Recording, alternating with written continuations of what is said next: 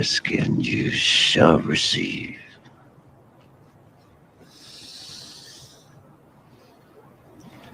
God is good, is he not? All the time. Well, not all the time.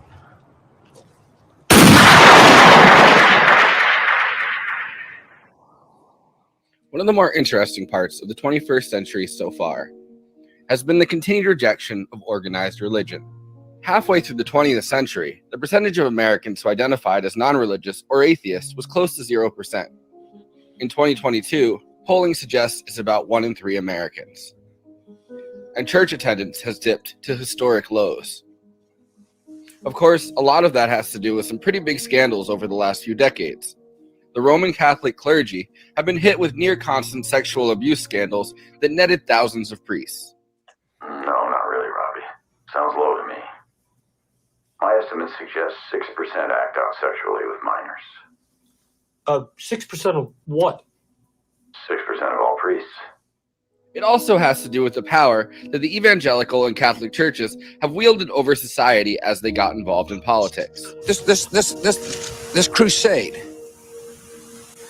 this war on terrorism. All of this has entered the cultural zeitgeist in some pretty striking ways. What is this? Thumb drive. Thumb drive? The video is kept on that. Oh, the video's on here?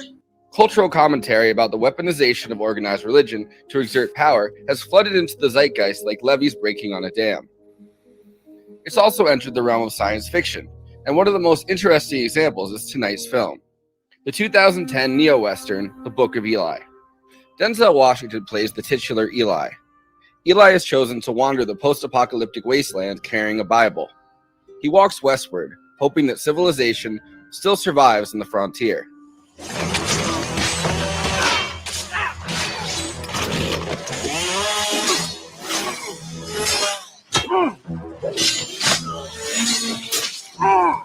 America has fallen into the disorganized and feral state after a nuclear war breaks out. The survivors blame religion as the cause of the war and have burned all of the Bibles. Eli believes that the King James Bible, which he found in a pile of rubble after an inner voice spoke to him, is the last one. It's the only one. Really? After the war, people made it their business to find and destroy any that the fires didn't get already. Some people said this was the reason for the war in the first place. Of course, he's not the only one who wants the Bible. Gary Oldman plays Carnegie, a rich town owner who believes the Bible holds the key to power, as it will give his subjects motivation to keep working for him. Eli and Carnegie are engaged in the clash between spiritual faith and the corrupting power of organized religion. Why? Why do you want it? I grew up with it. I know its power. If you read it, then so do you. That's why they burned them all after the war. In an excellent performance, Mila Kunis serves as the audience stand-in. She plays Solera, one of Carnegie's subjects who follows Eli to get away from a violent and brutal town. Solera was born after the Flash and does not remember what society was like before the apocalypse. And you did all that because a voice in your head told you to. Yes, I did. I know what I heard. I know what I hear. I know I'm not crazy. One of the effects of the Flash is that most people who weren't able to get to shelter are now blind. Tore a hole in the sky, sun came down, and burned everything. Everything and everybody. You were lucky to hole up and hide in a place like this or underground. Most people weren't lucky. Much like the priest Eli in the Bible, who grows blind. And blindness is constantly used as a metaphor for being spiritually lost. Do you see the light? The man! Do you see the light? What light? Have you seen the light? Yes! Yes!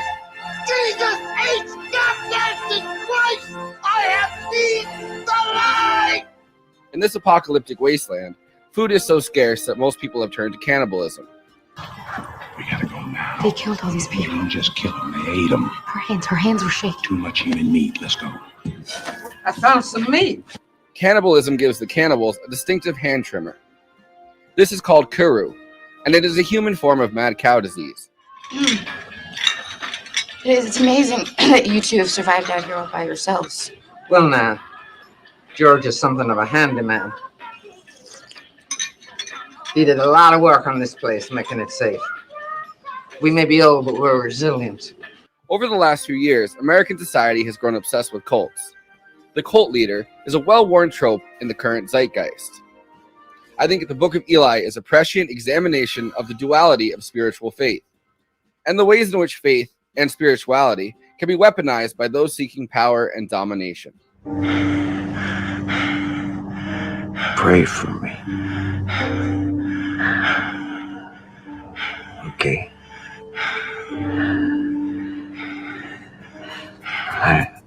I mean it. Anyway, before I introduce the panel, let me say, please like this video and subscribe to the Movie Night Extravaganza YouTube channel. Also, we are now monetized, so if you have any pressing questions during this live show, send us a super chat. We are absolutely obligated by international law, human rights law, to answer it. We also have a Patreon, patreon.com/Movie Night Extra. All of our after parties are available on there forever. Okay, let me introduce the panel. J. Andrew World, illustrator, book cover artist, comic designer, and artist for Give Them an Argument, co-host of Movie Night Extravaganza and Bad Takes. Conan Neutron, co-host of Movie Night Extravaganza, host of Britonic Reversal, and frontman for Conan Neutron and the Secret Friends. Conan Neutron and the Secret Friends is done touring until December 30th, but you can find all their music at neutronfriends.bandcamp.com. Christina Oakes, when she's not dog sitting, you can find her streaming on Twitch at twitch.tv. You can find her streaming on Twitch /Cosmopolitics. right now. You can find her on Twitter and Instagram at @Cosmopolitics. Throw her some subs on Twitch. Gary Whitta is a BAFTA award-winning screenwriter and author known for Rogue One, The Book of Eli, Star Wars Rebels, Batman Fortress, and the Animal Crossing in-game show Animal Talking. I, of course, am your long-suffering host, Forrest Miller. Without further ado, let's get started. Part of Christina Oakes will be played by this plush shark. Tonight. I was going to say by Audrey. She's asleep on the couch behind me over there. You know, yeah. Is it left shark? It's left, right, any which way you want it. Gary, thanks so much for coming on the show, man. This is an honor. Thanks for having me. I'm happy to do it. I'm excited because it's finally we have a guest that my kids are actually impressed with. You know, we get the guy from Evo, you know, not impressed. We got the guy from Sloan, not impressed. We got Kira Rossler, not impressed. Yeah, and now we got the guy from Animal Talking, and now they're impressed. I actually it's funny, when I did Animal Talking a couple of years ago, at one point we had a guest on because I just thought he was a really interesting person. This guy called Tom Nichols, who's a professor at the U.S. Naval War College and one of the foremost experts on Russia and Soviet military and stuff like that. So he's very active on Twitter right now with everything that's obviously happening in Ukraine. But even prior to that, in 2020, I just thought he was this really interesting, kind of academic person. And I thought it'd be an interesting guest to book on Animal Talking. We had all kinds of show business celebs, but I thought let's have a professor on. That could be an interesting chat. And he's a really cool guy. And he told me afterwards that if you ever watch MSNBC or CNN, he pops up there all the time, especially these days with the Russia stuff, because he's a real expert. Yeah, I've heard his name before. He's very smart guy. I mean, he literally wrote the book on nuclear war, the book that the U.S. military officers study at the War College, and just a very smart guy, very impressive intellectual. And after he was on the show, he told me that Animal Talking was the first show that he'd ever been on that his kids were impressed by. They didn't care when he was on Morning Joe or Politics Nation or CNN Tonight, but when he was on Animal Talking, his kids were like, "Wow, Dad, you're finally cool." So that's good. Well, unlike the lying mainstream media, Animal Talking. That's right. That's right. We're not the mainstream media. Scarborough don't care. Don Lemon couldn't possibly care any less. Animal Talking, real stuff. Okay. Yeah, it's funny. I particularly find it funny when people tell me that their kids were impressed by something, because I'm a 50-year-old, balding, overweight white guy. I don't know if I'm relevant to the kids anymore, but certainly, I mean, obviously, the work that I do potentially is, Star Wars and Walking Dead and other things, like Batman, things that I've been associated with that are cool. But that's why I like kind of working behind the scenes, is I can write things that, if they're cool enough, you might not ever know that they were written by someone who's tremendously uncool, like personally. But I also like the idea that Andy's kids aren't impressed by, Rogue One. They're not impressed by anything with Batman, but it's like, oh, animal talking. Hell you yeah, never know what's going to resonate with someone. I meet people at conventions and things all the time, and like Rogue One is the most common one because obviously it's by far the biggest. But every now and again, someone will come up and say, "Oh, I really like that fucking obscure thing that you did like 20 years ago that I barely even remember." So everyone has their own favorite things. Yeah, I mean, it's what it is, and that's the nice thing about having such a wide and varied career, and one of which is, of course, Book of Eli, which we're discussing tonight. Underrated film, of course, this month. Wait, this isn't an animal talking podcast. Animal talking. It's talking about animal talking. It's animal talking. Yeah. Talking. Yeah. We've been doing apocalypse movies this month. It's Movie Night Apocalypse, and it's for some reason we decided, Doomer December was the vibes that we were going to be going for, and this is the second to last one, second to last show of the season, second to last episode of the year.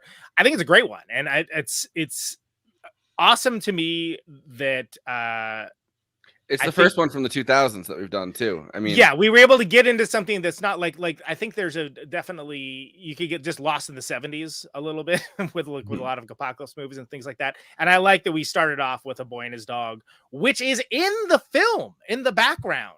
They got to yeah, that was Albert. He got a poster in there because he was a fan. What an incredible production design there. I like the idea that in this apocalypse, right, like culture has kind of been erased, like the Bible's been erased kind of from, the cultural moment. Like people even can't read, but like people still remember A Boy and His Dog. They're like, yeah, that's that movie with the it's got the talking dog. I mean, who knows what's going to survive? I remember at the premiere, I got to meet Malcolm McDowell, who obviously was who's in this film, and I forgot about. I forgot about it until I watched it. I'm like, oh yeah, Malcolm McDowell. I've been a huge fan of Malcolm McDowell, like my whole life, and when I found out he was going to be in the movie, I was thrilled. And I wasn't there when they shot because I think he only shot for like a day or two.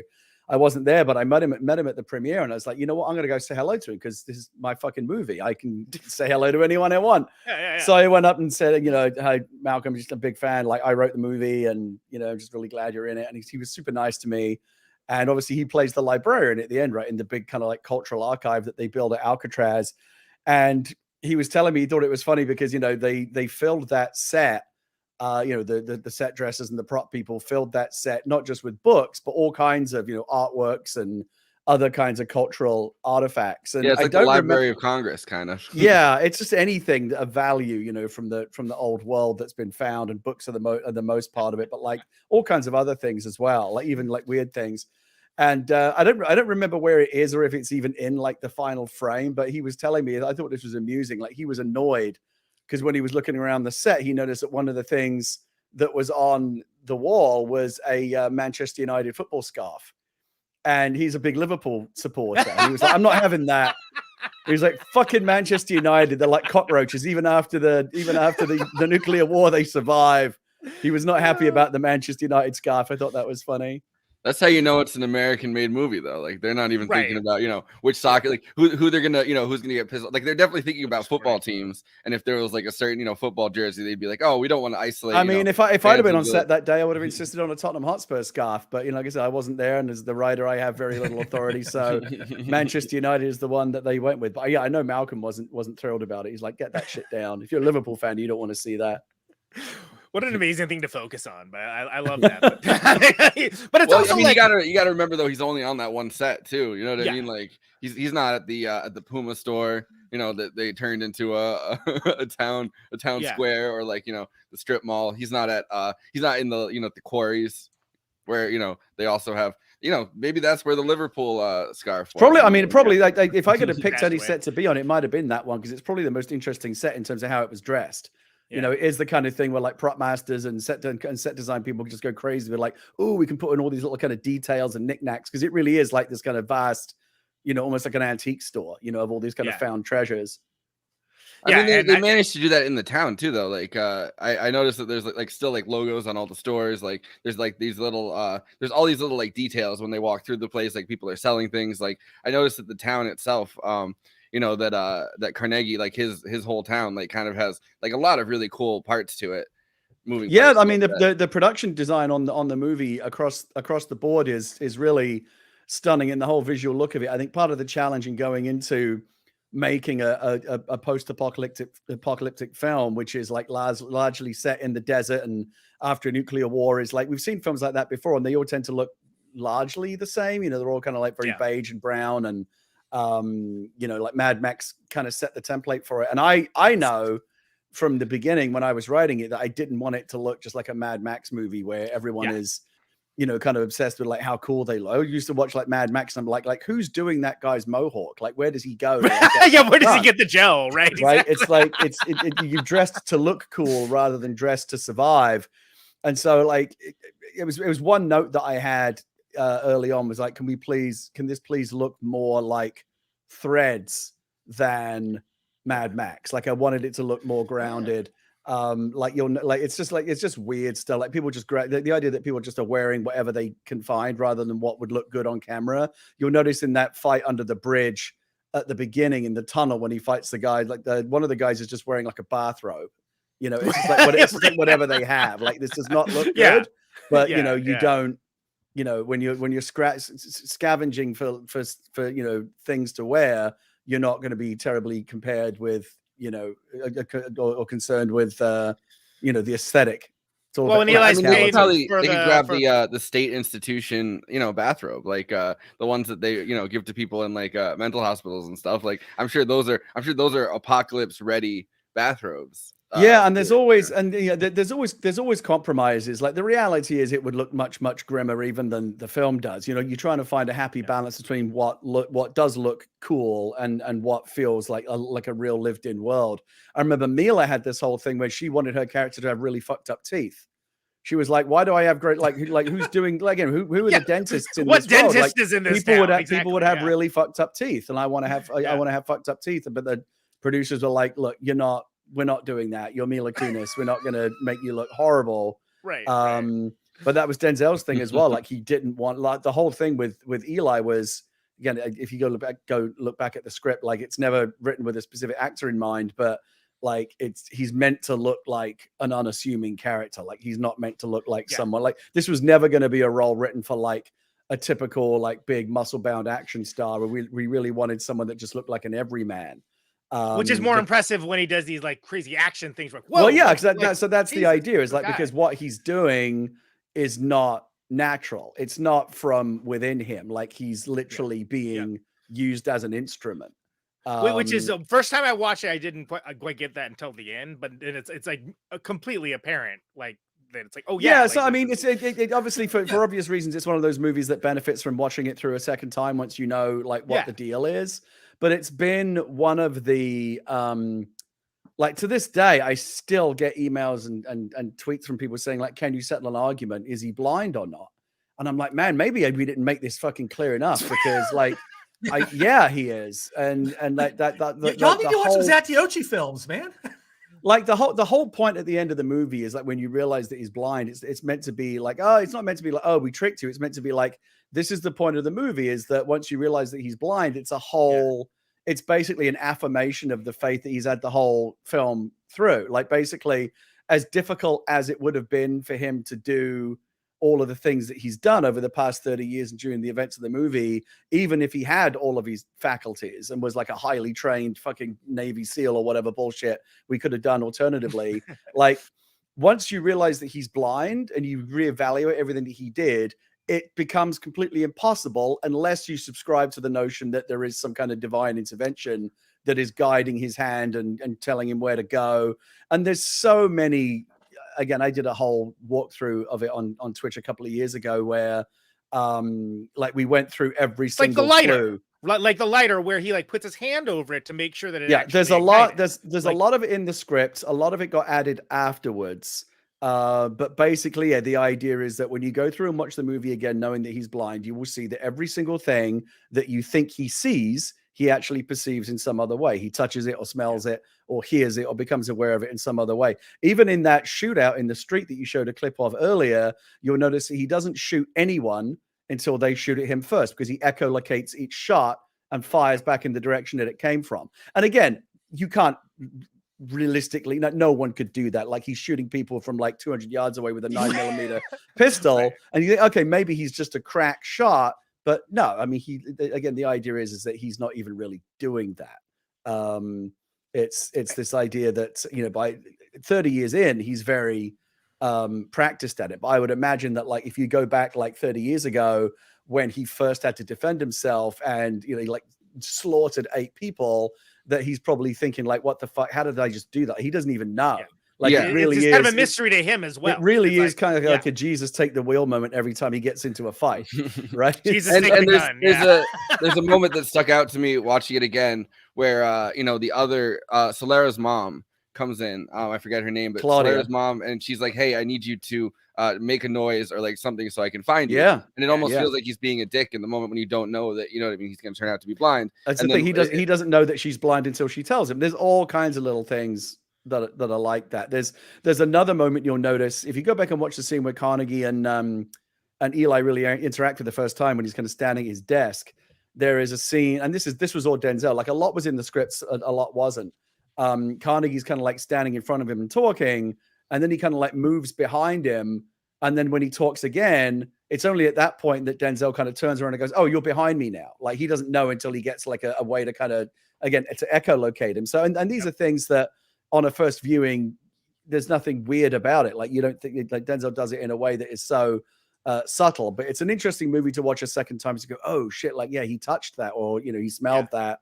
You know, there's a million little gags in there that I was really pleased with in terms of hiding the reveal, but which seem, somebody told me once, like, a really good twist should be like really impossible to spot until you see it, but then once you've seen it, it's like, how did I miss that? It's like the only it's the only possible explanation. Usual Suspects is a great example of that, right? Yeah. Where at the end you're like, oh, of course. But when you're first watching, you're like, oh, whoa, crazy. Anyway, go ahead for us. And it also adds a whole other dimension, I think, to the whole iPod thing, which is like, you know, he's so dependent on his iPod, and, you know, all of your senses are so heightened when you're missing any one of your senses. You know what I mean? Like, the rest of them kind of kick into high gear, and so that release from, you know, the daily grind of actually having to echolocate everything and like hearing all the noise and actually being able to like listen to something sonically through, you know. And I always like the idea of the iPod. I mean, again, demonstrates just like how important, like, what an important part like sound plays in his world. So he doesn't have pictures that he can look through. The only way that he can really kind of remember the old world and kind of, you know, disappear, you know, into memory is through music and sound. And it's this idea that, you know, the whole catalyst, kind of the whole reason why the movie happens is because his iPod runs out of battery. Like, which you think of as a trivial, you think of it as a trivial thing, but like in that world where it's like one of the only things that's kind of keeping him, you know, tethered to sanity and a sense of himself, he's actually going to do what he would usually never do, which is like, he usually would bypass that town, but he's going to go into town because he really cannot do without that iPod. And I love that one of the things that I think is really cool and special in this movie, and again, when we made the choice of movies to cover, we actually skipped doing any Mad Max. We covered Fury Road, which is my favorite Mad Max, with Kira, who was, I mean, her team won an Oscar for the ADR work, and how are we going to do any better than that? But what I like about it is you see like mundane moments, like the barter system, like like when he's trading Tom Waits for, you know, the KFC wipes. That would be very handy in the apocalypse. And it almost feels improv. Somebody told me that after 30 years, they all would have been dried out, even if they remained sealed up. But again, it's one of those little details that you don't really care about. I just always like the idea that those wipes, like in the future, like odd things would have currency. Things that shampoo is so, like when he talked earlier about, like, you know, the dude in the bathroom, like the marauder in the bathrobe. Like when he is trying to get the water and he like trades the gloves. The gloves would be like so important in that society. Yeah, like, and what are you gonna do? Go to Home Depot? One of the little messages of the movie is, you know, things that have value in our current world suddenly have none, and things that you think of as like disposable and throwaway suddenly become the most valuable objects in the world. And I love that this shows that piece of it, which is funny because it's almost like, you know, Legend of Zelda or something, like a video game or something along those lines, where it's like the shopkeeper and whatnot. But I find it so compelling because so many movies and so many types of media skip right past that. They don't show those moments. And the fact that, like, yeah, what, like, you know, you're not going to pull out a $20 bill, right? I mean, like, come on, like how are you gonna exchange for the things you need? And And it makes me cash goes away completely, so it does just become kind of like a barter system. I think like water is considered like the most fungible currency in that particular world. Like everyone, anytime you do post-apocalyptic world building, like you have to come up with some basic sense of like currency or interchange or whatever it might be. And in Eli, obviously it's water is, I mean, like in any, it's the one completely indispensable thing, right? Every living thing contains it. No life can exist without it. It's like the most basic, non-negotiable, human need. How much did your work in like video game design and writing and stuff, well, not design, but like the writing part of it, play into this? Because it does really feel like a lived-in world, and I think you did a really good job putting that together in the sense of like, detail, like little details that like you definitely see in something like a video game, but you might not. You might just blow right over in a movie or something like that. Probably not as much as you might think. Like people, I think, have read stuff into that in the past, knowing my background and going like, after Eli kills people, he kind of like loots their bodies. Oh, he's looting the bodies like in a video game. It's like, yeah, but it's also just what you would do. Exactly. It's not just a video game thing. That's it. I was doing that earlier. It's just a method of survival. Common sense thing. These guys might have some shit on them that I can use, and he does. He gets a couple of things from it, and like you said, he passes his hand over the flame of the lighter to.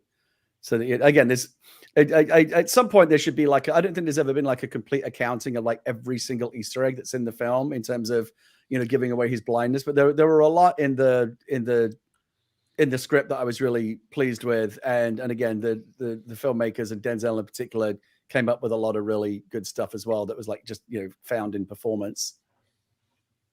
When he when Denzel grabs the guy's head and slams it into the bar, the guy that talks about the cat, I think that's a really Cheddar Bob. He's very tactical about that, I guess, right? Like he feels it, and he makes sure he's there, and then slams his head. So that's like another moment that I think and like a bigger and again we worked with Denzel with this for a long time. I was there when he was like doing all his like fight practice, and we were talking about like his physicality and stuff like that. And again, it was always there from the script, the idea that he's physically kind of unassuming. Denzel lost a lot of weight to play him. Yeah, he lost like 70 pounds, right? Yeah, because again, in that world, you're not going to be carrying any excess weight. And so he did. I remember he would drink these kind of cayenne pepper, lime juice tea drinks that were like part of a kind of diet regimen that he was on, because he really was trying to cut weight to get down to where he wanted to be. We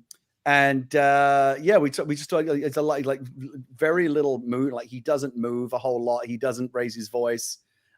He's not very kind of demonstratively. He is this kind of quiet, unassuming. And again, it was very, in many ways, he was based on those kind of wandering nomad, whether it be the Man with No Name or Zatoichi or, kind of Obi-Wan Kenobi, these kind of characters that just kind of keep themselves to themselves, not looking for any trouble. And maybe don't look like someone who could cause you a lot of trouble. But if you push them too far, like in 2 seconds, you're going to have a fucking bad day. And that was the idea with Eli. Like he's, again, that interaction with the guy at the bar, like he's completely polite and completely, just got his head down, like, just like, I don't want any trouble. I don't want any trouble. And when it becomes clear that the guy isn't going to like back off, he fucking puts his head in the bar. Yeah. So I have a clip of Denzel talking about the preparation that he put into this with some very friendly woman that was doing the press junkets for all of these. But this is not our girl Bobby though. No, it was, and she did it. She did it well, but it was like she was like, oh, like she asked about going commando at one point. I haven't seen any of these clips in probably maybe forever. I don't know if I've seen these. Nice. Let's roll it. Oh, well, take me through though the weapons. How training. I lost the 55. Well, yeah, I mean, trust me. A lot of lettuce. Yeah, no, actually, I keep trying that. I was eating whatever I wanted because I was working out so much.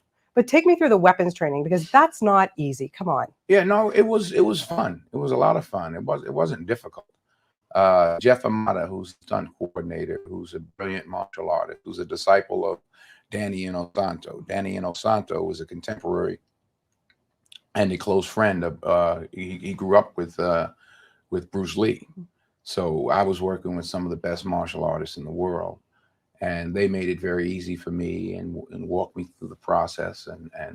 And I really got into the Zen kind of vibe of it all. And I enjoyed it. And I read the script. I knew I was going to win. So, so. What was the hardest? There's archery, there's the guns, there's the knives.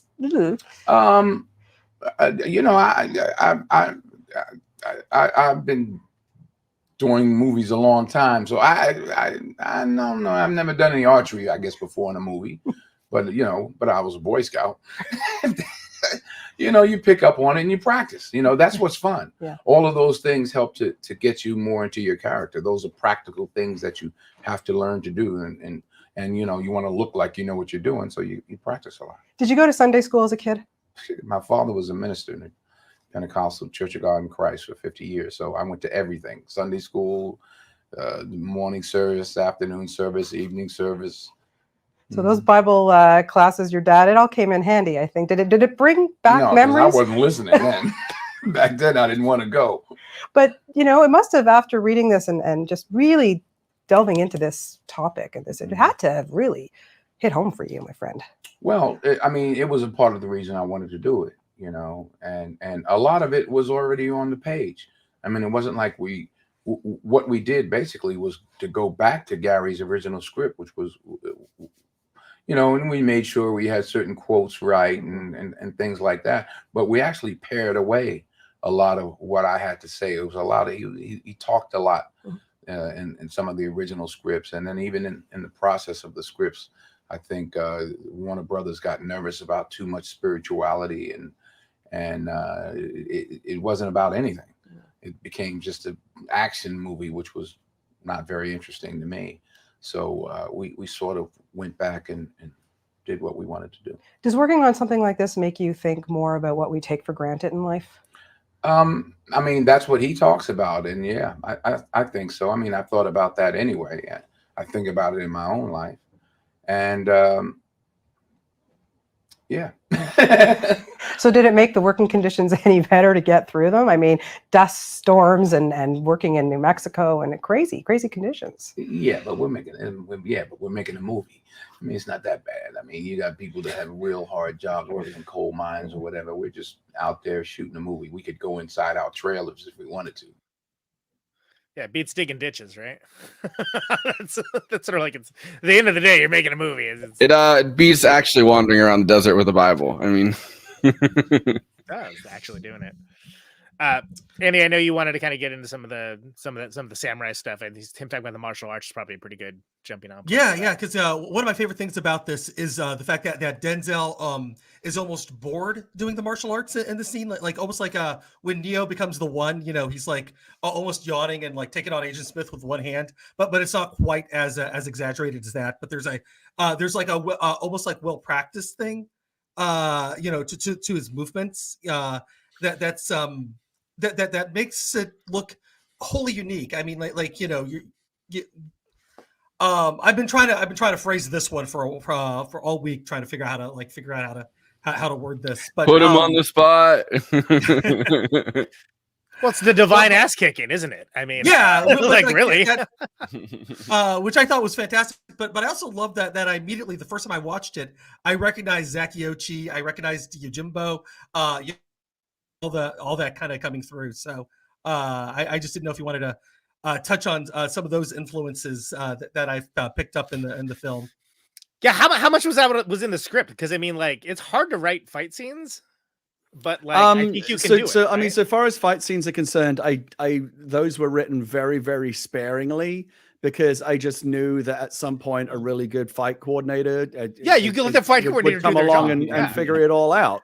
So it wasn't like, he blocks this shot and then he cuts off the chainsaw guy's arm. It was like, I think in that, like, kicks ass, and then you're I think in the because there's someone, that's not your job. Someone, unless there's a character based reason for something specific to happen in an action scene, there's no point choreograph. It's boring to read, and someone's going to come along and change it all anyway.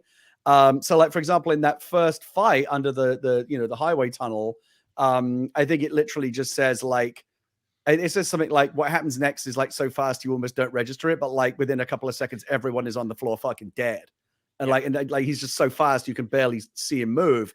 And it was just that, and so a filmmaker can look at that and go, I can have fun with this, like, and then they go and work it out. And I remember being on the soundstage when Denzel was up there with Jeff Amada and like 7 or 8 stunt guys going through all of those moves and working it out, one move at a time. And again, that's how you come up with that amazing choreography. Not me doing it, Like I said, it's just like, this is going to be an incredible fight scene right here.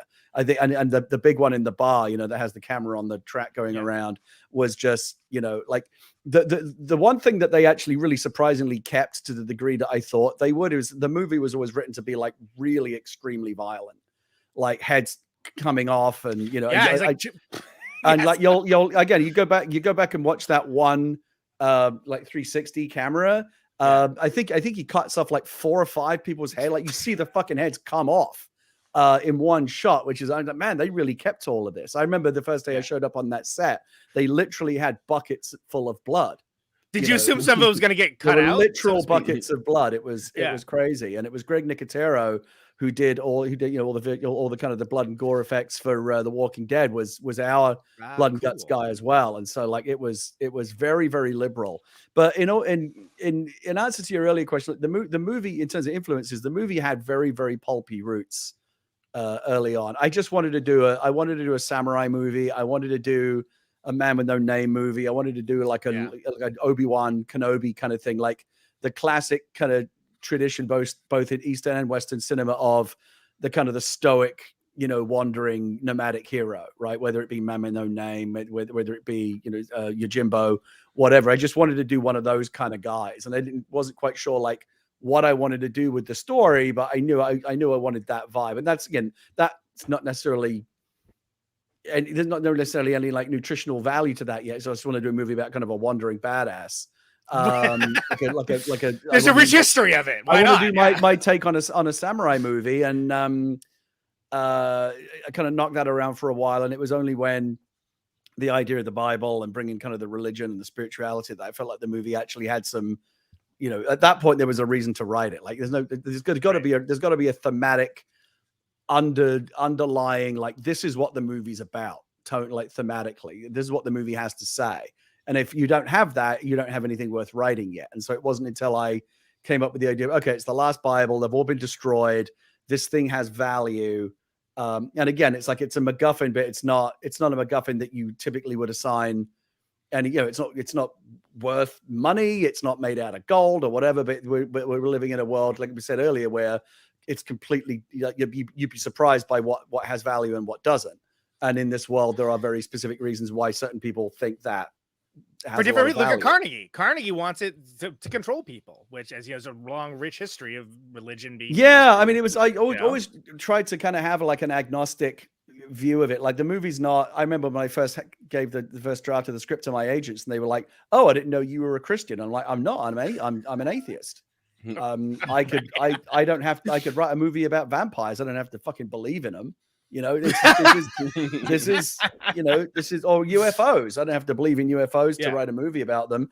But yeah, as I've said many, many times, in the fictional world of this movie, God absolutely exists and is real. And again, I've said before, I think that's the only. That's the official version, and to me, it's the only logical conclusion that you can reach if you paid attention to everything. And so, yeah, there is this, and to your point earlier about how like he almost seems kind of disengaged when he's fighting. I believe that's the case. Again, I honestly think he just kind of like, again, 30 years in, he's so practiced at this, and he's never lost a fight in 30 years against like God knows whatever. At this point, he's like, you know what? God's got this. Like he just like it just because he just switches off. Like, right, okay, take over. He's like, I'm gonna listen to some music. Fuck my iPod. Yeah. How so much like yourself, Gary, as a coming from comics, Andy is a comic artist as well and does comics. Incredible visual look to this, like a very unique aesthetic. How early on was that in the discussion? So Alan and Albert did what's called a lookbook, which is kind of, you know, their little kind of visual brochure of what they think the film should look like. The way that Alan and Albert Hughes work together, or at least, you know, because they don't necessarily make films together anymore. It's like Eli, that was the last thing they collaborated on. Is Alan typically is more kind of the guy that works with you on the script and the performance and the acting and that kind of stuff, and Albert's the visual guy. He frames up the shots and decides, you know, what the aesthetic of the film is going to be. And Albert all along really likes the idea of this almost being like a graphic novel, you know, come to life, like not quite as stylized as like a Zack Snyder, you know, 300 kind of thing, but they wanted it to have this You know, he wanted it to have a really, really stylized look. When I first saw the finished film, I was shocked at how much color they pulled out. Like until the very, very end, when the idea is as they get closer to San Francisco, color starts to kind of return to the world as like hope starts to return. You know, it's the last 5 minutes of the movie are actually way more colorful than anything else because they start to fade the color back up. But for like 95% of the film, it's practically a black and white film. It's really, really heavily desaturated. Struggling to think of another film like made in the modern era that like is that desaturated. I mean, you have to go to like Sin City or something. Really, well, I mean, like you have to go all the way. It's just a black and white film. Yeah, it's a black and white film that has an occasional splash of color to go any harder than that. So it's very desaturated. And there's another desaturated film that kind of reminds me of that part of it, like as they hit San Francisco, is the end of Children of Men when they're in the boat. Oh, sure. And yeah, that's another again too another bleak film where it's just not appropriate to have a lot of color in the frame. But yeah, it was, and it also has it does have a very kind of modern kind of digital look to it. It was actually the first or one of the very first films that was shot completely digitally on the old Red 1 4K camera. Back in the day, like everyone shoots digitally now, but back in the day, digital photography was still not the norm, and that was actually a fight that Albert had to have with the producers to let them for them to let him shoot it digitally because it was untested at that point. And they didn't want like, well, what if this just looks like a home movie? No, you know, obviously we know now that digital movies can look really good. And just like weird stuff, like there's a lot of digital sky replacements in the film. I don't think there's very few skies in the movie that are actually the sky that was shot on the day. They went in and replaced them all digitally. And I remember saying to Albert, like, why are we doing like the sky is just the sky? Why are we doing these digital skies? And this will give you an example of like the level of granular detail that they went to, because this even blew my mind when I found it out. And it's something you'd never notice. You would never notice it. This is like, why even bother? Like you'd never even notice like unless someone tells you. But like you will notice now that I've told you to go back and watch this. Every time you see Eli walking in a particular direction, the clouds are always moving in the same direction as he is, because that's the thing. Like, it's like he's like a force of nature that's moving. I always forget I'm not talking with artists. So like, yeah, you know, just little things like that. If he's walking west, the clouds are moving west. Like the clouds are always moving with him. There's just a sense of like this kind of almost like a kind of predestination. Like everything is like he's kind of moving with this kind of, you know, unstoppable tide that's moving west. And you know, God's up there in the clouds, you know, kind of looking down favorably, you know, on all of this. So there was a million little things like that. Again, the tunnel that you showed earlier that has the sign at the top that says the clearance, kind of 14 feet 6 inches. That is a reference to chapter 14 verse 6 of one verse in the Bible that I can't remember right now, but there's like a million little things like that in the movie. Yeah, one of the ones that I really love is that the psalm that he recites is the 23rd Psalm. Yea, though I walk down the valley in the shadow of death, I will fear no anger. That's the my grandpa, that was his favorite psalm, like to the point where at his funeral, the one like direction he had was like, can you guys read this psalm for the church or whatever. As Denzel mentioned, there was originally a lot more, but Eli was more verbose in the earlier versions of the script, and he quoted the Bible a lot more. And again, Warner Brothers got a bit nervous about how religious the movie was, so he toned a little bit back. We overdid it, so I had to come back in and put. And Denzel was like, "This movie's not interesting anymore," so we went back and put a lot of that stuff back in. But I remember like going through a reference copy of the Bible that I had, like trying to find like less obvious Bible quotes. Not the ones that everybody knows, but not the ones that because anyone can do that. But like, you know, I mean, my personal favorite one that gets quoted to me a lot is right before the bar fight when he's like, you know, cursed be the ground, you know, thorns and thistles shall it sprout for you. For dust we are, and to dust we shall return. I thought was like really, really cool. Like you wanted stuff that has that kind of Ezekiel 25:17 kind of quality to it. But again, isn't a Bible verse you've heard a million times before, because he's carrying the whole book in his head, so he can like pull any. He's obviously knows them. He knows them. The Psalm 23, obviously, like specifically, I thought that's the one time I can do like a greatest hit, because like Solara specifically asks him to read her something, so of course he's going to pick something that, you know, is particularly, you know, resonant or meaningful. But you know, like but I feel like that one doesn't get referenced as much as like it's a little bit underrated as far as what the Lord is my shepherd. Yeah, I mean, I don't know. It doesn't get. I think that one's like pretty popular. It's pretty popular, but like I don't feel like it gets referenced as much as like it could. You know what I mean? Like if I was gonna pull one thing out of the Bible, like I probably would pull something out of like Genesis or something. Like I wouldn't. I don't know. Like that isn't necessarily where my brain would go. Yeah, and it was a combination of trying to find quotes that kind of sounded cool, but also were appropriate to the moment. Like the final speech, again, that's all like the last couple of pages of his dialogue are it's all just from the Bible. But it was a piece that I found that, well, actually not all of it, but a lot of it is kind of interspersed in. But like, I knew that I really wanted to end on a Bible verse, and it took I'm really, really obsessed with like I personally believe that like 90% of the way you feel about a movie gets decided in the last 5 minutes of the film. Like, do you stick the landing or not? Yeah. And so I really, really wanted the very last, whether it be a book or a movie, everything I do is I really want the last word to have like to leave you with something. You know how sometimes when you finish a really good book and you just stare at the last line because it's just like, oh man, like what a fucking great, and like that's like because it's over and like you want to kind of like luxuriate in whatever that final moment is. That I really wanted the film to kind of have that, because I knew it was going to be a powerful ending, because he dies and, there's a big twist and the whole kind of movie is kind of recontextualized. And I just wanted that final piece to have some, to go back to what this was all about, which was, what they were trying to protect. And why? And again, because getting back to the whole idea of it, being the Bible and that being like the big turn, like, Carnegie wants to use it in like the worst applications of religion possible as a means of locus of controlling people and consolidating power. And again, that goes back to the point. It's like, it's really interesting. The movie's very, very divisive. The movie's kind of like split 50-50 on Rotten Tomatoes, which is kind of what I expected to some large degree, because any piece of art, you take from it what you bring to it. And no one goes into any kind of discussion or movie or book about religion or politics without bringing something of themselves to it. Everyone has an opinion on religion one way or another. Everyone has a political point of view. So, whatever you read or whatever you see in a piece of art is going to be filtered through that lens, which is why I know two people, look at the same piece of art and think exactly the same way, because no two people are the same. And there were people that like there are Christians and people of faith who really fucking love this movie because it speaks to them in a certain way. There are also people who are very kind of anti-religion who hate it because they think it's a religious tract.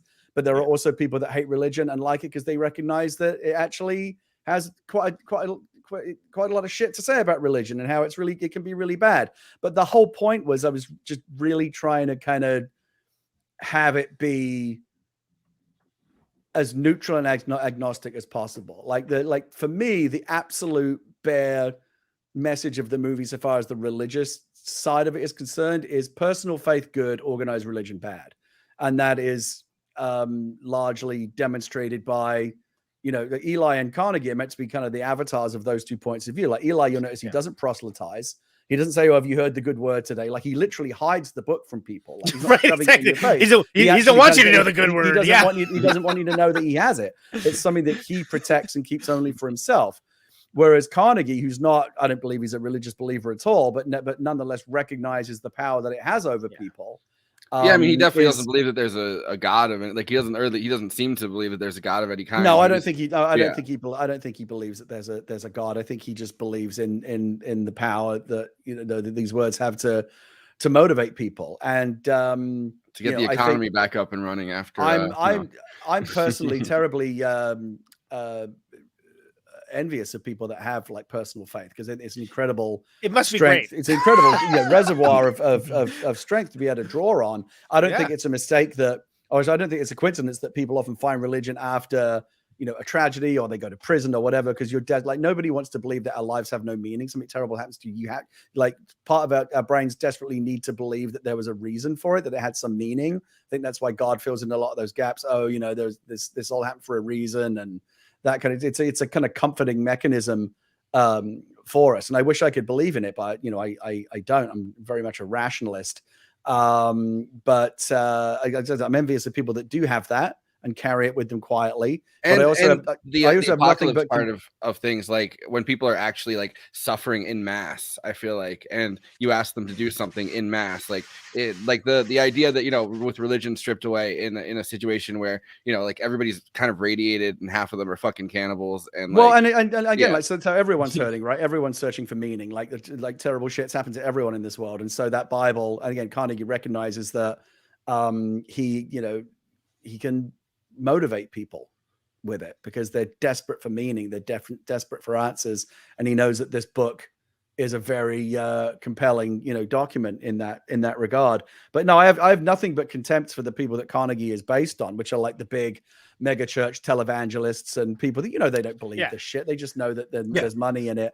I remember There's utility. I remember when the movie first came out. I remember Glenn Beck like tweeted something about it, like he loved it, and I wrote back to him and said, like, do you not understand that you're the fucking villain in this movie? Right? I don't know if you've understood it.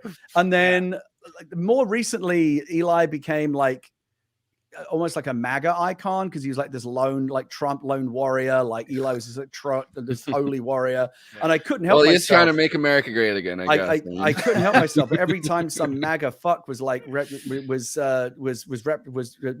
using Eli, it's kind of like these bands that don't like it when Trump plays their music on his stage. It's like, stop doing that. We don't want to support you. I was the same. And every time like some MAGA person, usually I just block them. People were like, oh, you know, Eli. I was like, I would take the time to write back to them. So like, you have no fucking idea what this movie's about. Yeah. Like this movie is anti-MAGA. But again, people will take from a piece of art what they bring to it. Yeah, Gary Oldman is more than Trump in that situation. Well, I mean, Gary Oldman really is Trump in that situation, right? Like the way that evangelicalism, I guess, as a force has been, you know, pushed through. Like number one, people like Ronald Reagan or whatever, but like more so Trump, like someone who is a depraved kind of sinner that is still like, well, you know, I could jump in front of these people and be like, God told me to do it, and they'll be like, I can use it to get the room. Yeah, and the movie, doing what I want. The movie originally went a little bit harder on that on Carnegie. He was originally much more of a performer. We have concept art and scenes that I wrote of him kind of delivering like a sermon from the balcony of the theater, and everyone's kind of hanging around like hanging on his every word. We had a scene where he crucified someone. Like there was some really hard shit in the original scripts. Like and the whole name of like Carnegie came from Carnegie Hall. The idea that he was a performer. He was someone he was someone who like didn't necessarily believe anything himself, but he was very good at making you believe what he wanted you to believe. Yeah, and again, I literally had this, you know, like again a few years ago when Trump did that awful kind of walk across from the White House and stood outside that church holding up this Bible going like, this is the most Carnegie ass shit I've ever seen in my life. It was disturbing to see like just how much that character, you know, is actually reflected in reality. Trump's like embrace of flag waving, when his literal embrace, he felt up and started actually feeling up the flag in front of him. So gross, like, and I don't know how anybody crushing doesn't moment see right through it. I gotta say, one of my favorite things I think aged really well in this movie was the one part where Carnegie goes, God is good, and then Denzel goes all the time, which is funny because if you've ever seen the God's Not Dead movies, and I hope that you haven't, that's actually one of the lines that two characters say back and forth all the time in those films. So I'm just like, I do kind of think that we got away with something. Again, I'm not religious. I don't believe in God. There's a fictional God in this fictional film because it was what was needed to tell the story. But I was worried, and again, some people do think this, but like, you know, obviously as soon as you are pigeonholed as kind of like a quote unquote religious film, like that's it. You're down in the fucking landfill with Kevin Sorbo and all the rest of it, and you don't want to. That's not how you want your film to be categorized. And so I thought it was kind of I don't know. I thought we kind of, and it's tribute to Alan and Albert and Denzel and all the people that actually executed the scripts, that this is a movie in which God exists and faith is real, and it's a faith positive film, but it hopefully doesn't come across as like that's all that the film is about. It's just this preachy movie about how you should believe in God. And these cheaper, the God's Not Dead type films that are out there that you see that just kind of fucking hammer you over the head really gracelessly with this messaging.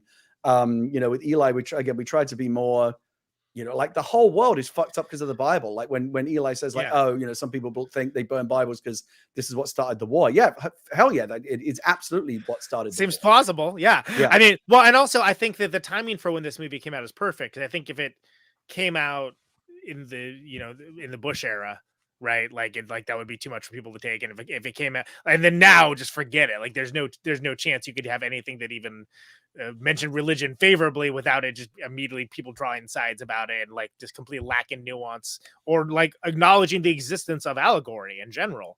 So, but I think this is like the last window to like do a movie like this and not have it be, you know, whatever, pick up the flags and start waving them around for the specific thing. Yeah, I'd be interested to see how if this movie came out today, like in the post-MAGA age, if it would be received any differently. I think people probably would read a lot more kind of Trumpian imagery into it. Obviously, it's some years pre-Trump, but maybe a post-Trump audience would view it in a slightly different way.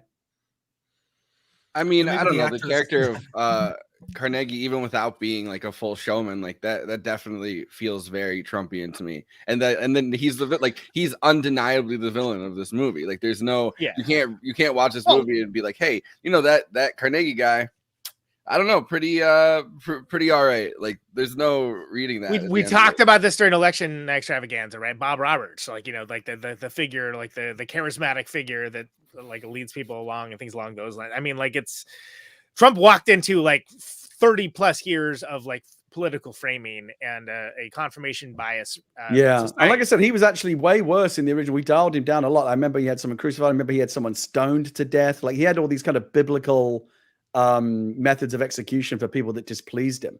It was pretty hardcore. That's why Andy's been crucified a dozen times on the show now. Yeah. Usually during I'm not saying much. I don't want to get stoned again. Exactly. Get so sick of being stoned. Andy, but I'm sure you have more questions about like the influences and stuff. I know that you've been excited to ask about that part of it. Yeah, I mean, I like I said, I Daredevil is one of my favorite comics growing up. You know, I can remember being 4, my dad pulling out Sons of the Origins and cracking open the old Bill Everett Stan Lee comic, and then showing me some work by Gary Gene Colan, and you know, just totally my world at the time. But how much you know, was Daredevil anything that you were thinking about when you were writing the script? No, I was aware of Daredevil as a Marvel comic character that was blind, but I don't think I'd ever read a Daredevil comic or knew very much about him other than that. I would say the main points of reference were Man with No Name, Zatoichi, and if you really want like a really weird random reference point, because it was to some extent, it was a movie that I loved as a kid. There's a Rutger Hauer movie called Blind Fury where he plays a blind swordsman. And it's an action comedy. It's very silly in tone, but he's blind and he has a samurai sword. In the original scripts, Eli had a samurai sword and it got changed to a machete later on. I think it's because we felt like samurai swords have just been done one too many times, and it was too direct a reference to, you know, his samurai origins. Yeah, like we never really got into that whole like, oh, your senses are heightened when, you know, you're blind or whatever. A, because my understanding is it's not true. And B, again, it's irrelevant anyway, because when he goes into that mode, there's something else happening, you know, altogether. Denzel did do a lot of research. You'll notice sometimes in the film, you'll hear him do this kind of clicking thing. And it is something that blind people sometimes do. To echolocate themselves, like to get the feel of the room, a 3D right? space. Yeah. He went and did a lot of his own research, and we spent a lot of time figuring out like how he was gonna, because originally the idea was in the script, like he wears the sunglasses the whole way through. Well, that's very MAGA of him doing his own research. Yeah, he did his own reading. Originally the idea was that the whole business would like, you know, the water a hole in the sky and it being like super like bright, and then there being no UV protection, was because they just wanted everyone to be wearing glasses and goggles all the way through. Like you can't go outside without eye protection. You have to have it. It's a necessity. And so I just wanted to be able to get away to have sunglasses on him the whole way through, but I didn't really think it through. Like sometimes he's inside, You know, sometimes he's indoors. Like now, is it telling that he's still wearing the sunglasses? Why not just take them off when you're inside? But what it ultimately came down to was Denzel just saying, like, I'm not going to wear sunglasses all the way through the movie. Like people are going to want to see me. The next person that compares this movie to the Trump movement and stuff, you have to send them the picture of Trump not wearing glasses, looking at the eclipse. When, that's good. Yeah. Like, if you like, he's nothing to do with this character. Trump wouldn't even wear glasses to look at an eclipse. Like, so, well, I mean, I hopefully that day never comes. I really don't want to have to defend this movie against fucking Trump fans any more than I've had to in the past. But yeah, so that was the idea, and then we had to come up with a solution for him to like not have the glasses on a lot of the time, and where Denzel. Well, you see him move when he hears a sound or something, when he hears someone speak, like he looks like towards them, and like we cheat a little bit because if he acted exactly like a blind person, it would be obvious that he's blind, and so I think the idea is that over like 30 years. He's trained himself to trick you into thinking he's looking at He's got his systems. Because again, like he doesn't want people to know he's blind because it's perceived as a weakness and it would just make it's more shit that he has to put up with.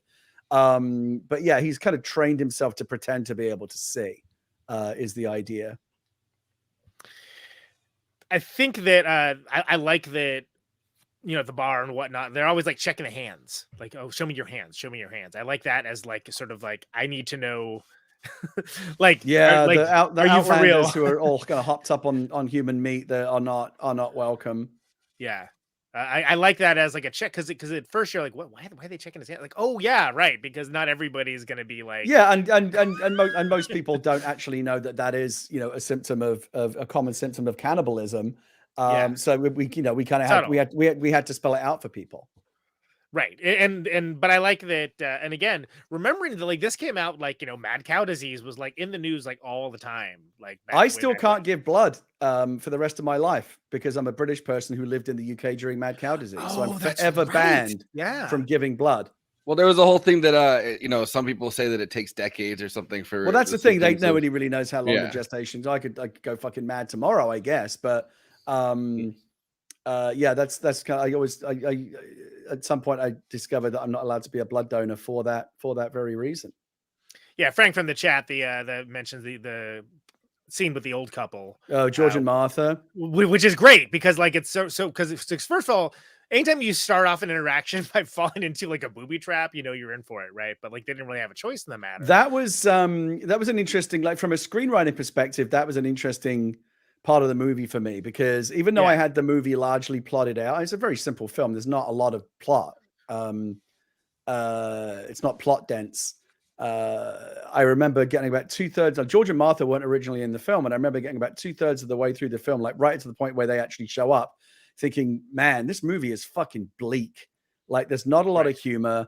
It's really grim. It's super violent." And there's not much, like the audience has not had a chance to like kind of laugh or relax or let go or feel relieved in any way.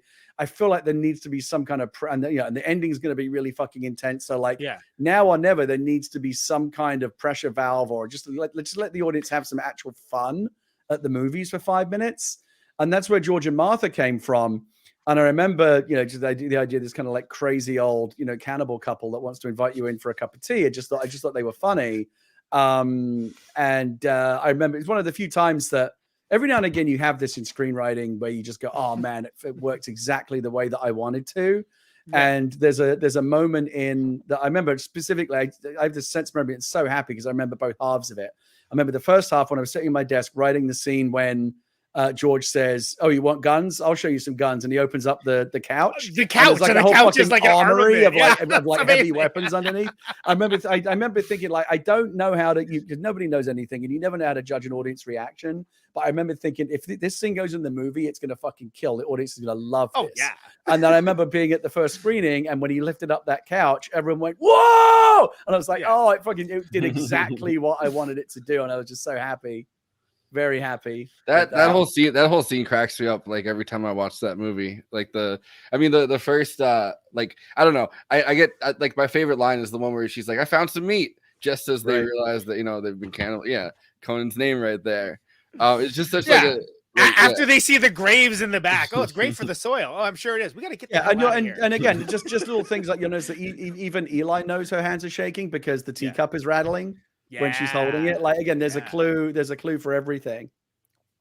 Yeah, and I love that ultimately is where the standoff is at, because again, that house, like that house is great for that. Not the least of which is they're heavily armed, which obviously we just got to do a really fun kind of Butch and Sundance Alamo, like Carnegie's crew obviously rolls up heavily armed, but these guys are fucking heavily armed as well, and we just got to do a really fun, shoot. Probably the biggest like overall action sequence in the whole film, because the movie doesn't end in climactic action, so there's got to be something somewhere, and so that kind of 3/4 of the way, that whole like George and Martha interlude. Like I remember when the first audience the second floor where he like throws the book out, but it's like the bomb. It's like all of that stuff. That was all in the script. That was really fun to do. It kills. I remember when the first there's the one guy that does like the R2D2 noise kind of. It was like the fucking Wilhelm screw that jumps up in there. And just I think there might be a Wilhelm in there somewhere. I think when the first guy blows up from the when he throws the bomb out, there's like the one guy that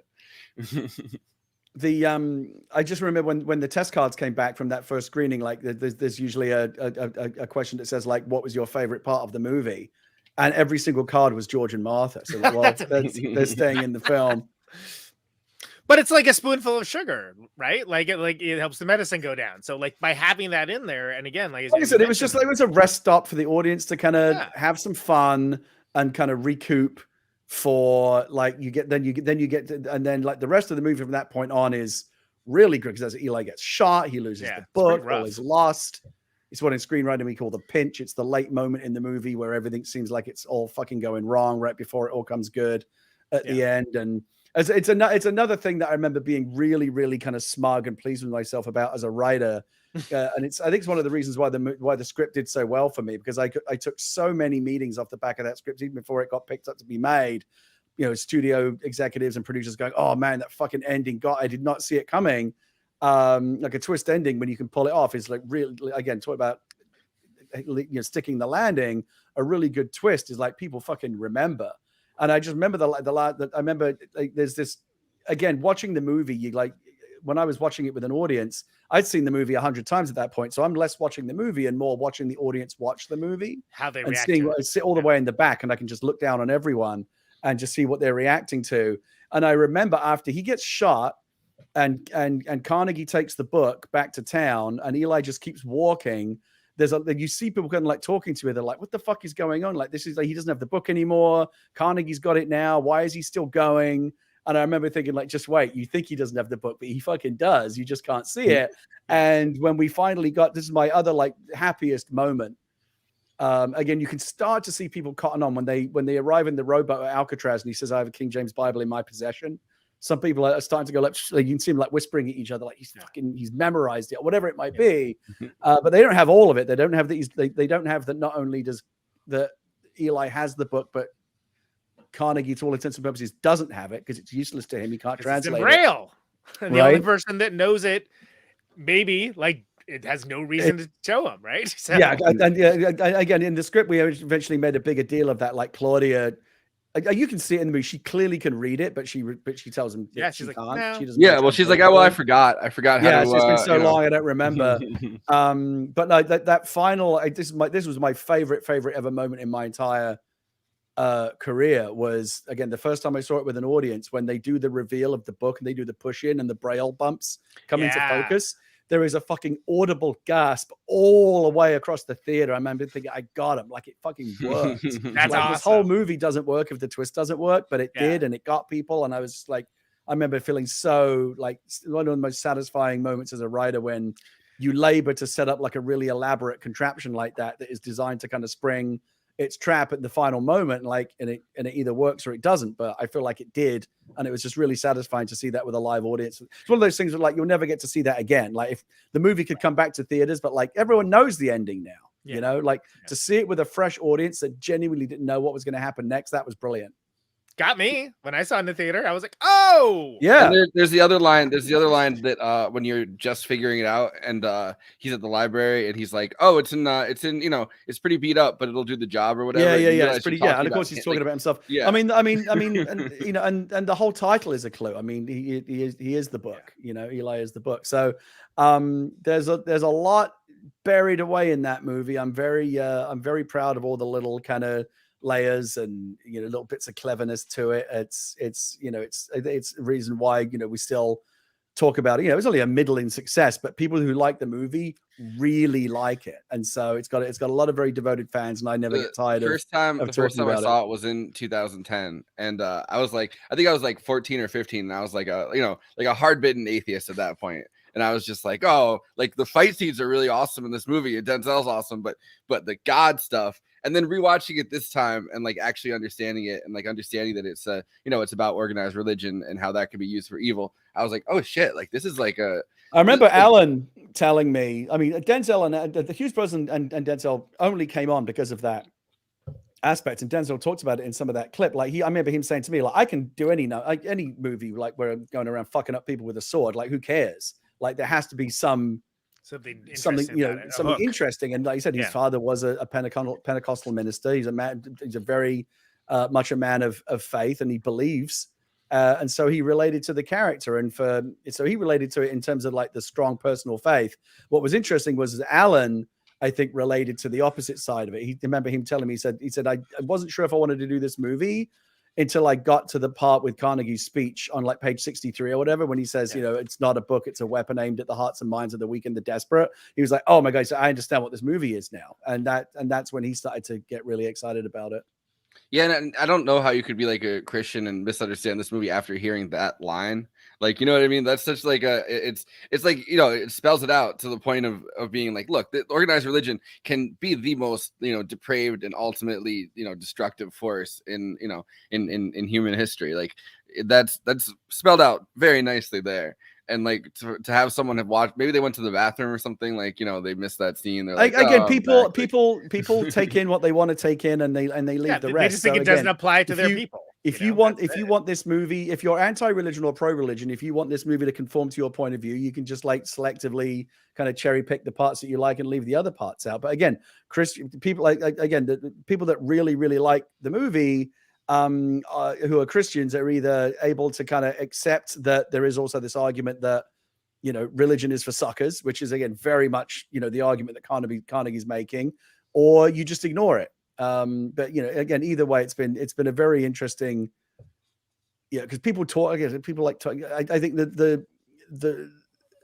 the most successful thing you can do with a movie is people talk about it, whether they love or hate it. Like it's stirring conversation. Like, I think that good art does that. The least exciting version of this film would have been the version where people come out and kind of go, it's all right, but they don't feel strongly about it one way or the other. Yeah, but very few people don't feel strongly about this movie. A lot of people really fucking hate it, but that's interesting as well. I like hearing from those people as well. Yeah, and I mean that makes it interesting. Cat Fancy hated this movie. Who did? Cat Fancy. No, but it makes it interesting with the Denzel clip where he was talking about how, you know, it's an act, like it could be any number of action movies and it's not interesting at that point. Like that, the action movie with everything stripped out of it is that like movie that, you know, you watch it and you're like, all right, like Denzel has a sword, like. Yeah, we get it. Cool, right on. It's funny going back to the cat thing. I remember when I was still a baby writer when I was running back in like 2006, 2007. I had not sold any movies or had anything produced. I was still very much like trying to break in, and this was the movie that got me in. But I remember I'd read a bunch of screenwriting books, and I was like very kind of got to do all the things right. And one of the things that screenwriting books will tell you is, you know, you've got to catch the audience's attention, the reader's attention, like very quickly. Like if something interesting or shocking or surprising doesn't happen in the first few pages, you're gonna lose the reader. I thought, okay, what can we do that fits, you know, contextually with this world? It's like, okay, murder a domesticated animal. People don't like that. That's definitely the intention. So I was a bit of a hypocrite. I'm a dog lover, so I didn't want to kill a dog. I don't particularly care for cats, so fuck it, let's kill a cat. And you know, so he kills a cat. And what's interesting is, like, these days I actually talk about that as an example of how you don't have to conform to traditional screenwriting dogma. There is a whole very famous screenwriting book called Save the Cat, which is referenced by screenwriters and people that are into screenwriting. If you want to be a screenwriter, you got to have Story by Sid Field. You got to have Save the Cat. I was like, dude, I fucking murdered a cat on page 2 of my script, and like, we got the jump, and now Denzel Washington's in that movie. You can do whatever the fuck you want as long as you've got a good reason for it. Yeah. It's well, and then he's shoos away the cat at the bar, which incites the fight as well. Is there a backstory specifically as to? Well, I think the idea is the cat doesn't respond to him because they think he's got like some. I think I don't know how much they kept it, but like he skinned that cat. Yeah, he ate it, and I think he had like one of the furs on him or something, and the cat like knew that he had killed a cat. And gotcha. Yeah, like wasn't thrilled maybe with him. Smell it or something like that. Yeah, because yeah. I like that he feeds the cat to the mouse though, because it's a really good symbolic moment of like this world is completely topsy turvy. Yeah, that was point, I mean, it's like a cat eats a mouse. Sorry, a mouse eats a cat. Like it's like all this weird shit is happening, and again, like none of the rules are what you think they are. And like I said, nothing very much. There was a whole fight that we had with the studio was they wanted to bring up that tunnel fight to the very start of the film, and I thought it ruined it. We actually had a script like that at one point. I went back and redid it all because I hated it. But like the whole point was I had a lot of very uncommercial instincts for the film when I was writing it, which fortunately were backed up by Denzel, who is the guy that actually has the weight to make sure that these things stick. Like if I say, well, the first 10 minutes of the movie should be very quiet, nobody cares. If Denzel says that, they listen. He and his son produced it, right? John David, who is now a big movie star in his own right. It was interesting. And it's kind of trying different uncommercial things. I managed to get Denzel and the Hughes brothers on board with this idea of like, this is a quiet, empty world. And before anything happens in this movie, I want people to understand the solitude that Eli is living in, so that when he actually makes a friend, you understand how alien that is to him. And there's a lot of little things like that in the movie that are in the script, like when he tries so hard to like push her away throughout that, and you can like, I don't know, like his single-mindedness and of purpose or whatever, and his inability to shake her, even it's clear that she's like has a growing affection for her, even when he locks her in the quarry. It's for her own protection, because again, he doesn't want anyone. It's classic kind of, I work alone, I don't want anyone along for the ride. But I actually think there is little. The things that you almost don't, I think some of the best moments in the movie are the things that are so understated you almost don't notice. Like when he rescues her from the two like rapist cannibal whatever dudes with and she kind of like jumps on him and like throws her arms around him and hugs him. You notice that his arms are just kind of like limp down by his side because he doesn't understand this kind of language anymore. Like the language of kind of affection and warmth. Like it's just, he's forgotten how to do it. It's completely foreign. That girl with the shopping cart's the same girl from the beginning, right? I mean, again, another just little bit of screenwriting fuckery is like when Mila encounters her later on, she doesn't know who she is. She doesn't know it's a trap, but you immediately know because you've seen this trap before, right? And so it's anytime you can put the audience a little bit ahead of the character on screen in terms of like impending danger, like we see the guy lurking, at the bottom of the stairs, but our hero doesn't. That's always, good stuff. And so there's a funny moment of almost like a female solidarity for 1 second when she's like, no, you're supposed to be like a guy, Yeah, it's like, I'm not. I'm not. I always get the impression that Laura's character is like, she's not really down for this. She's kind of been like press ganged into it, as the bait. Yeah. And she doesn't really want to be doing it at all. But when like some harmless young girl comes along, she's like, no, just keep going. Like she doesn't really want her to get trapped. Yeah, it's a brutal world too. It shows, just like, hey, one of the reasons why like someone like Carnegie can have such sway over people is they don't want to be out and about in it, and like the enforcement of that and the the approved violence, like it's like, look, it's either that or like you get this on the outside. And so it like behooves him to like for it to be violent because he can provide the only order where there's only chaos and death. outside. The Yeah, and I think a lot of the stuff is suggest. The couple on the road that gets hit by the motorcycle gang, like that's all just suggested. Like nobody wants to see anybody get fucking raped or but not a snuff film. And I don't particularly enjoy writing the super grim stuff, but I made a decision early on that this is not going to be like a glamorous Hollywood. Post-apocalyptic. It was going to be much. So The Road had come out, I think, the year before. We specifically didn't cover The Road for these reasons. I mean, I was actually worried. I was actually worried about The Road at one point because we were already in production when I saw the film. The movie was being shot in 2009 when The Road came out, and when I saw The Road, I was like, oh fuck! Like this is. I mean, The Road's even more grim. I mean, it's hopeless. There's like the only thing we at least have like cool martial arts fights and Georgian mafia and stuff like that. The Road is just like.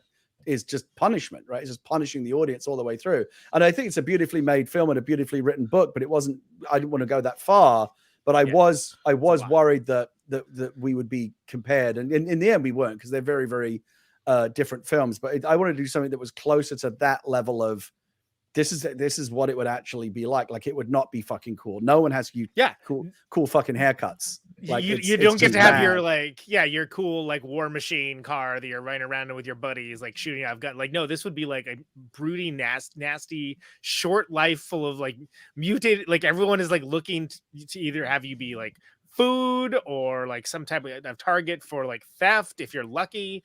The most you can really hope for is to have like a single town where you're kind of barely hanging on to power. Like it doesn't feel like Carnegie is like brutally hanging on to power in a way that could be sustainable without that book. So it's like the most you can kind of hope for is like very regional, like hyper local warlordism where you're like not even a full factor. And I mean that's the thing about Carnegie's small time, like that little. I think the idea is that he's stuck. If he could just get the book, he could get bigger. He could branch out and like spread the word and gather a larger flock and increase his power. But like he's like, much like the actual Andrew Carnegie, who the steel manufacturer. He's a small guy in a small town that is never going to amount to very much. But again, like that little town is, that's his world. Well, we covered Delicatessen this month as well. And we talked about, which is a fantastic movie, also dealing with cannibalism as well. And, the butcher there there's a word for it, petty despot. Mm-hmm. And like, that's kind of what he is as well, is that like, he's like, again, it may just be like this small area of influence, but he's like and there's some on the nose stuff in there. Like the first time you see him, he's reading a book about Mussolini and this kind of stuff. Well, he needs tips. He's not naturally good at this, so he needs he's like, what Mussolini do? How do I let's keep the trains running on time, even though there are no trains. Does this book say anything about no trains? What do you do if there's no trains? Andy, did you have? I know you were kind of waiting to jump in on something. Did you have something, or are you just looking anxious? Honestly, it's probably the drugs I'm on because my kid brought home a cold and I'm fighting it off. So I thought you were going to say your kids brought home some drugs. I was going to say, what did man, my kids get the best dealers. You found like your kid's fucking like Molly stash or something, and you're like, no, I'm taking these, and then you're like, yeah, I'm good. Okay, cool. I just want to make sure you're getting in on it. How the engineer, Tom Waits' character, how close to that was what was on the page? Because he's one of my favorite word characters. for word. I don't think Denzel and Tom I know improvised a few things on the day, but it's pretty much almost exactly as written. I mean, Tom's only got 2 scenes in the movie. I'm still one of my favorite things is still that Tom fucking Waits is in that film. Like it's so mad to me because he's so great. I love him. He's one of my favorite because I'm a huge fan. I love Coppola's Dracula, and he plays Renfield in that movie. And he's so thank you, master. And he's like eating the flies and so he's so fucking great. And it's just like he's this amazing musician and super talented and super fucking cool. And they created this kind of like steampunk version of him, with the little kind of glasses, the little wire rim glasses and stuff. And he has this little voice thing that he does, and he's like whenever he's on screen, I'm like fucking Tom Waits is in this film. That's mad. And it was never meant to be like a big actor. It was like an engineer's only a small part. Like I said, he's only in a couple of scenes. But like those two, if you go back and watch it again, you can see that the two of them are just having so much fun, just like riffing off each other. There was what, for example, like what wasn't in the script, there was a whole thing where like so this one originally just goes straight to the wet wipes because he knows those are the currency that will be accepted. But in the kind of the improvised kind of plussed up version you see in the movie, they added this stuff where like Denzel's like offering him all sorts of things, and the engine like Tom Waits keeps saying, "No, that's no good, and that's no good." Like they have fun talking about, like what different things that they can trade or barter with. And so you could tell that they were just having fun on the day, kind of playing around with it. Yeah. Well, and it's so nice to like, it's good because Tom Waits is an excellent that guy. Like he's like, that sort of role where, it's that guy, cool. Even if you don't know who he is, you're like, oh yeah, like he's so good as really Renfield in Dracula, and he's so good as the engineer. Yep. In this, I mean, and what's of course, like Mystery Man? He's in, like he's great in that. Yes. Like, that's I like that he gets to come back right at the end as well, because obviously he's the guy that unlocks the book. Yeah. Just tons of fun. Like between that and Malcolm McDowell showing up at the end, it's like this. I just love these little cameos that we have. Which shocked me the first time and shocked me on rewatch when I was like, oh yeah, I forgot he was like Malcolm McDowell was in this. Until, The like, original, really so I don't think I've ever talked about this before, but like the Hughes brothers' big idea for that was so when we get to the end here, this place is a museum of culture, right? And so the Library the of Congress. librarian should be played by someone who is a cultural icon. And I remember at the time there was some discussion about David Bowie playing that part. There was some discussion about Bob Dylan playing that part. But in the end, we got Alan and Albert loved Malcolm McDowell because of the Clockwork Orange. Yeah, I feel like having like Bob Dylan or like David Bowie play it would have been too distracting. Like, because you almost it's almost like cameo overload. You go, oh shit, yeah. Whereas obviously Malcolm McDowell is someone who, again, because particularly obviously an incredible career, but particularly because a Clockwork Orange is a part of like a Clockwork Orange is obviously a pop culture icon in and of itself. And so have you ever been 17? Yeah, then Clockwork Orange is. Yeah, it's like right. So having him icon there Malcolm McDowell. having him there was a real treat, and he's really good in it as well. Like again, we just wanted this. You wanted someone that felt like the kind of the tweed, the tweedy jacketed professor.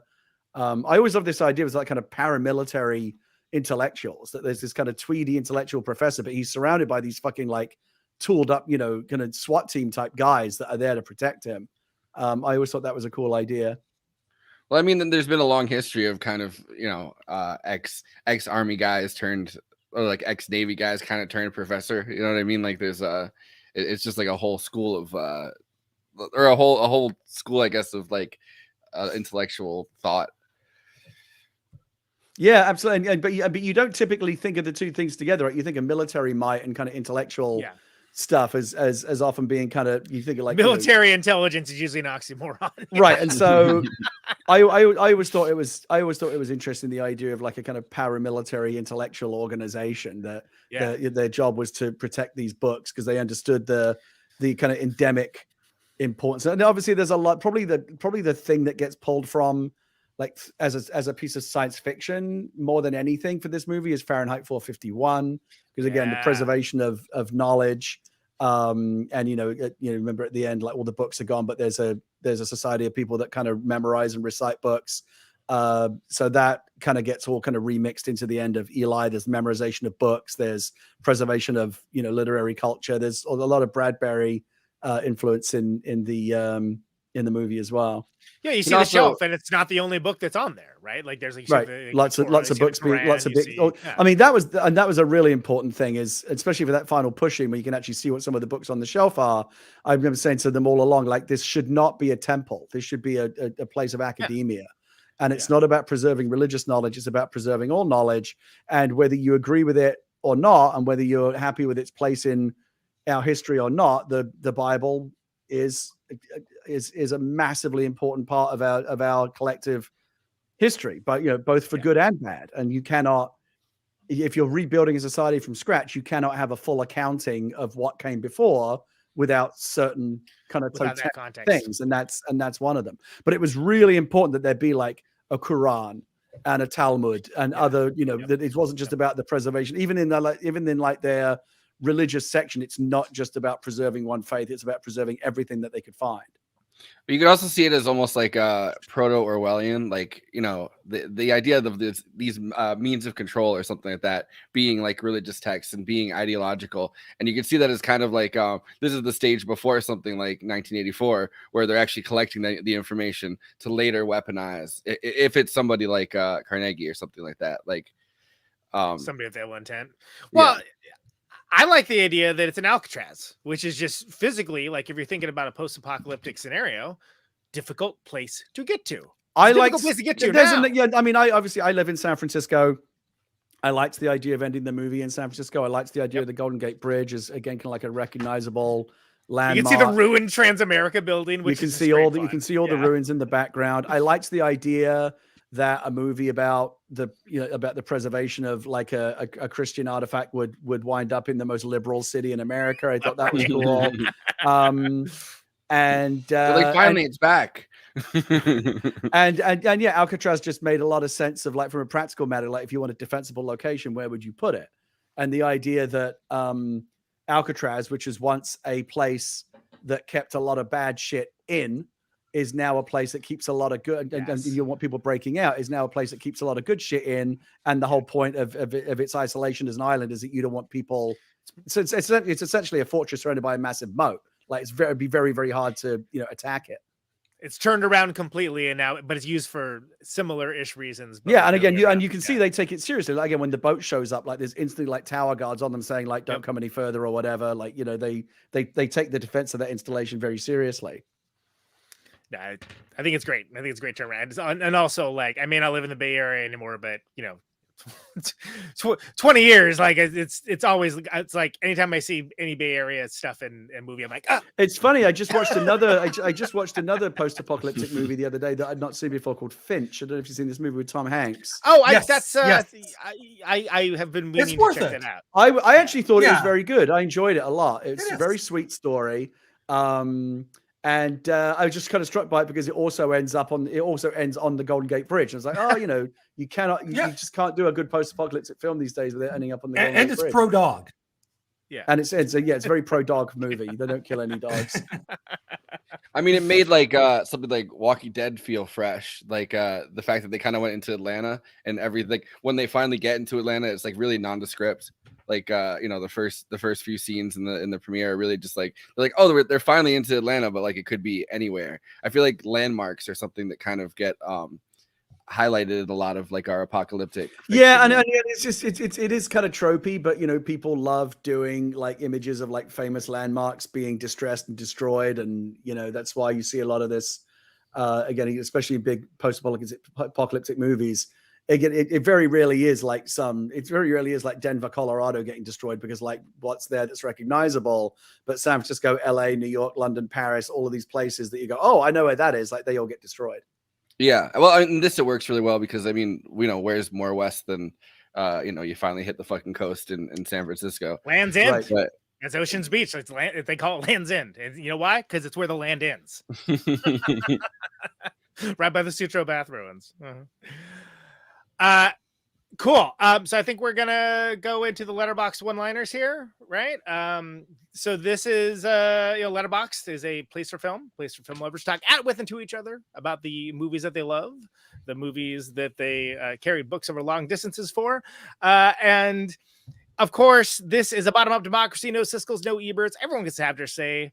No lords, no masters, no oversaturation, and this is all best expressed in the classic one-liner format, which we then collate for bringing up on this show so we can take a look together and see what people have to say. So these are the Letterboxd one-liners for Book of Eli. This is literally me with the last remaining copy of Monty Python and the Holy Grail. That's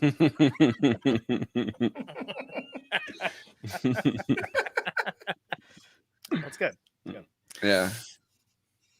Yo, that would be way more annoying with somebody quoting Monty Python the whole they're just quoting it like they're like, did you write that? And they're like, no, Eric Idle did.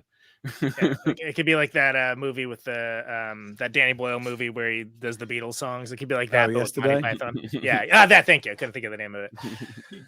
Me Returning my library book, following apocalypse, and 30 years of late fees. Been That'll be there. a lot of late fees. Yeah, heart relatable. Yeah, it has to like convert to water. Like, how does that work? Right, exactly. Where is the Book of Solera? Gary, I actually wanted to do that as a comic book at one point, and it never quite came together. But I always thought like if there was a continuation of the story, it would be Solara. If the movie had made $1 billion, I'm sure you would have seen it by now. But, exactly. There'd be a streaming series for it. It'd be a whole thing. Yeah. But yeah. Turn off Avatar and turn this movie on instead. Exactly. You know, we actually came out the same weekend as the original Avatar. I remember that. I remember talking to Alan Hughes about it about 6 months before the movie came out, and they gave us our date. He said, January 15th, Martin Luther King weekend, 3-day weekend, we're going to clean up. There's no other big movies opening. And I remember saying to him, that's great, but I'm a little bit worried about this Avatar thing. He said, what's that? I said, it's this fucking James Cameron movie. You've not seen it. It looks insane. Yeah, James and he Cameron, said, when does that come out? I said, I think it comes out like late November. Yeah. And he said, well, we come out in January. We don't have to worry about that. I'm like, oh, well, let's wait and see.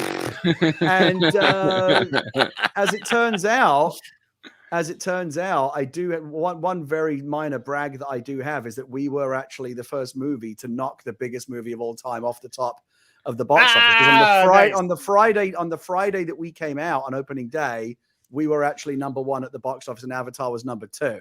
But then Avatar came back and won the overall weekend, and we were number 2 for the weekend. That's right. That's take that, Cameron. Never bet against Cameron. Exactly. Any film with Tom Waits in it gets an extra star. There you go. Agreed. Hard agree. People really like but only 4 stars. Movies he's... Shouldn't it be 6 stars? It should be 6 stars. It should be 5. I mean, is 4 the highest number? I think it's 5 stars. So well, that should be 5, right? It should be 4 plus the extra one for Tom Waits. I think so. Yeah. It should be 6. It should be 6 stars. It should be 6 stars. Yeah. That's why this only has 1 like, and it's me. It's not consistent. No way that dude memorized Leviticus. One of the things that I amuse myself with sometimes is thinking about how boring some of that would have been, like beget, like chapters of just boring family trees. But because he would have read out all of it, Yep. He's like, I know who was married to who had kids with who. I know all of this stuff. Malcolm McDowell must have had like really bad fucking writer's cramp by the time that was. I think the idea is that process probably happened over the course of a number of weeks. It would have taken that long to do it all. But he's sitting there and he's like, you know what? Maybe we don't need the Bible. Exactly. See, I have second thoughts after saying ramp it up. Yeah. Marvel watched this, then came up with Daredevil. Wow, is that what is that what happened? That's amazing. Yeah, it's a statement of fact. Big if true. Very big if true. Marvel's one person? It's just one. It's a guy named Marvel. Actually, people don't know that. Yeah, Stan Marvel. Sam Marvel. People talk about it more and more. Great movie about a book and a guy named Eli. Both can't argue with that one. Gave it 5 stars. 5 stars. Thank you, Coco. And a like. Yeah. Well, that's me. No. There's a heart like up there too. Yeah. Oh yeah. Don't get between Mr. Washington and his literature. Also very true. Yeah. I love the idea of Denzel getting like pushed and going like, my literature, like not his vibes. What's more difficult, taking down a set of marauding bandits using only hand weapons, or memorize an entire copy of the King James Bible and being able to dictate it from memory? Fortunately, you don't have to decide. That's right. Get yourself a man that can do both. Exactly. Well done. Those are Letterboxd one-liners for Book of Eli. Please follow the show on Letterboxd. Moving Extravaganza. That's your quiet, shaky cannibal over there, Forrest Miller. I am Conan. Found some Meat Neutron. All over that biz. Highbrow, midbrow, lowbrow, everything in between. J. Andrew, Justice for Cat Oil World, is on there watching all the weirdest stuff, so you don't have to, or maybe so you can. I don't know. Maybe he's going to be your filter for that. Who knows? Hey, Zatiochi versus Predator. I mean, that's all I got to say. Is that a thing? Never mind. I don't care. Yes. Yeah, it's on YouTube. Ends with Zatiochi with a lightsaber. I believe you, Gary. I don't believe you have a Letterboxd account, right? That's no, I don't. I didn't. I would know shout it out. Those reviews were a thing, but I'm glad you picked out some good ones. It's the only social media site I like, frankly, Okay. because it also allows you to track movies that you haven't seen, which is All right, cool. great and for after me. this episode, and the Heathers one that we did, they should definitely fucking sponsor us in some way, shape, or form. How about Mad Max Fury Road? How about Booksmart? Anyway, whatever. That's neither here nor there. We'll talk that later. Justice for Cat Oil. Please take both plugs. All right, you're watching us on YouTube, so please do those YouTube things, like, comment, subscribe, hit the bell, and watch the video to the end. That helps us in the algorithm. And as a bonus, you get to hear a really great Conan Neutron song. For the second to follow us last on time, because the next episode's the last one of the year and the season. So, there you go. Yes, and you won't hear that song ever again. It'll be removed from the Alcatraz library of music. Yeah. Yes. But please follow us on Twitter. We're on Twitter. We're on Instagram, Facebook, and Mastodon. I don't think Mastodon's gonna make it, man. I don't know. God, I would place it, but I don't know. We'll see.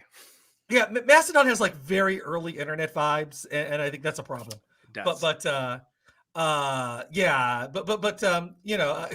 Like who knows what's going to shake out after Facebook and Twitter collapses, because they're both not looking great. But we do have a Patreon, and Patreon is a place where you can support us. And if you sign up with our Patreon, you can have access to things like, for instance, our after parties, which last forever. They really do. No, they don't last forever, but you have access to them forever. Yeah, you have access to them forever. I'm not doing the song. It's sorry. I'm not feeling it. That's okay. Yeah, with my my throat the way it is, I don't particularly want to sing. But you're all hopped up on those drugs. Your kids got you. Your cat got you. Jesus. My cat is my dealer. It's like, yeah, my cat's always just like, hey, got some nip? You gotta try this nip. Cat strength Xanax. The cat's like, look, I mean, it might not do anything, but Been a long week, fellas. What can I say? Yeah. Speaking of a long week, you did your top 10 albums of this year. Yeah, it's actually top 20, top records of the year. Okay. That episode's still Patreon. Even more Patreon. than I remembered. It's still Patreon only. It's still Patreon only for now. Going to the regular feed next week. But yeah, all the different places you normally find the podcast. The Alec Mackay episode from Hammered Hulls, and also Ian's brother episode, is finally up in the regular feed as well. So that's a pre-Christmas drop for everybody. That's for Protonic Reversal. Yeah. Yeah, and of course, Neutron Friends on Bandcamp.com. You're probably not going to get anything in time for Christmas unless you do a digital download. Or you live like down the street from me. I don't know. I mean, like, yeah, I was gonna say, like, and even then, it's been snowing, man. I had to dig it out this morning. But you know what though? There are people out there who have birthdays in January, exactly. And we should be thinking about those people, or in February, like my oldest. So you know, makes a great gift.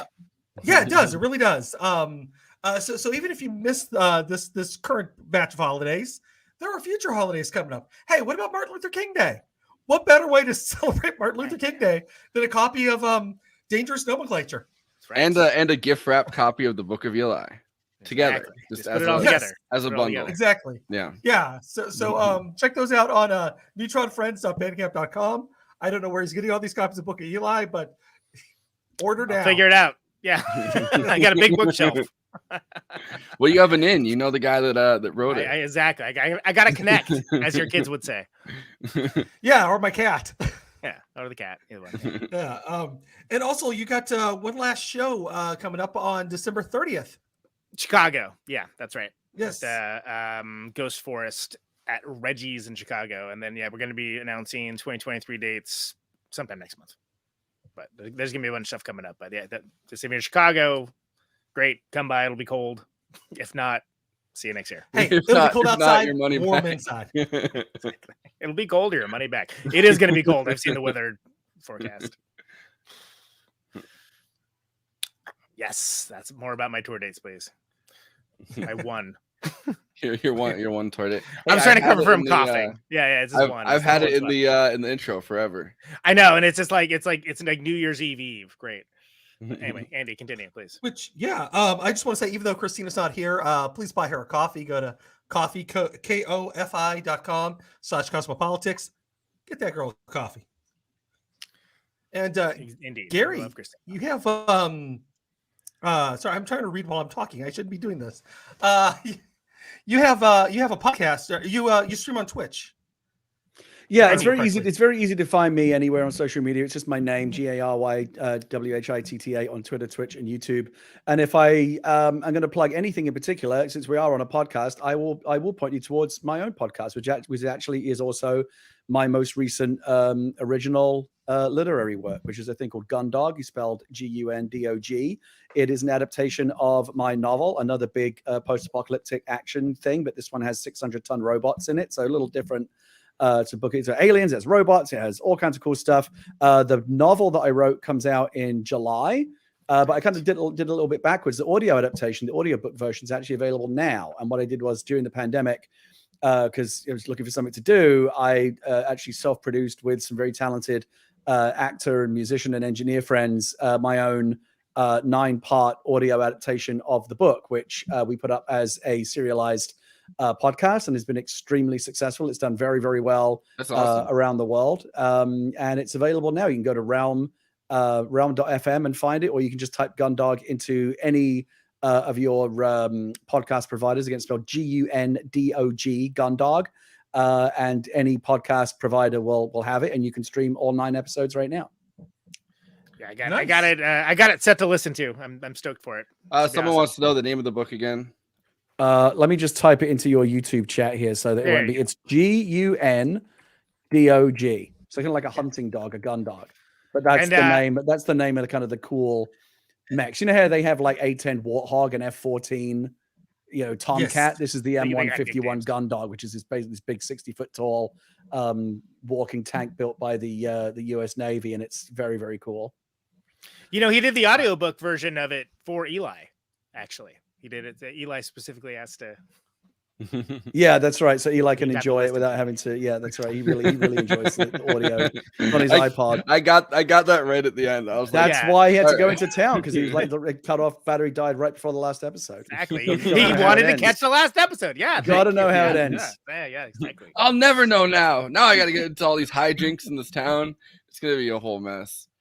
But Gary, do you have any final thoughts or anything we didn't get into before we go? No, I think we covered a lot of my, obviously I've talked about this movie a lot over the last 12 years, and I remain very proud of it. It's a movie that gave me a career. I wouldn't have Star Wars, I wouldn't have any of the stuff that I've done without Eli being the movie that kind of knocked the door down for me, and I still am very, very fond of it. I do rarely revisit it, just because that's something that you typically don't. Like, ask any writer, director, actor, they typically don't go back and watch their own stuff. It's kind of weird to revisit it, but every now and again it'll be on it's weird. Like, I'll be scrolling around, or I'll get a tweet, so, oh, Book of Eli's on TV, dude, and I'll go like, fights on TBS or whatever. Yeah. And it's really not the best way to watch it, because they cut out all the best violence and the commercial breaks kind of shitty.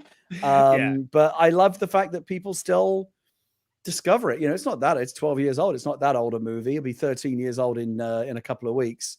I'm just extremely proud of it. It's unlike anything else that I've ever done, in that it was an original, high budget science fiction spec that really had no business being made, because it's got religion and it's weird and super violent. But not only did they make it, they pretty much made it almost exactly the way that I wrote it, which is unheard of in Hollywood. I remember the first time that I sat down and in the edit bay in Pasadena and watched the final cut of the film, I cried, because I was like, fuck, they made this movie. Yeah. And it's like, it's real. Like, this thing that I wrote on it, this thing that I was like sitting in my bedroom in my pajamas writing, it is now an $80 million Hollywood movie with Oscar winning actors in it. Like, it's mad. Yeah, it's pretty funny that they had a veteran screenwriter go back over the original spec script or whatever and change it, and then they went back to you and they're like, yeah, he couldn't do it justice. Well, again, so they brought someone else in to pull a lot of the religion out, and when Denzel got that script, he was like, bring Gary back, because we've lost a lot. We've lost a lot of what is essential here, and we restored a lot of what was lost in some of those rewrites. Yeah. Yeah, I mean, you definitely don't want a whitewashed version of this movie. This movie, it says what it wants to say in a pretty concise way, and like, look, I you feel like either there's more- again, you either like, when you work on a movie, you work on a movie for like 2-3 years, and it consumes your life for that long. You're getting up at 5 o'clock in the fucking morning. You know, I'm doing like the 50th rewrite of a film. Like, if you are going to spend and devote that much of your life and your creative energy to something, it better be worth it. It can't just be a piece of business. You know, there's got to be a reason to get out of bed in the morning. For sure. Conan, you got anything you want to? Yeah. I'm really glad we fit this in for the Movie Night Apocalypse month. I think it's very important for all the reasons mentioned earlier.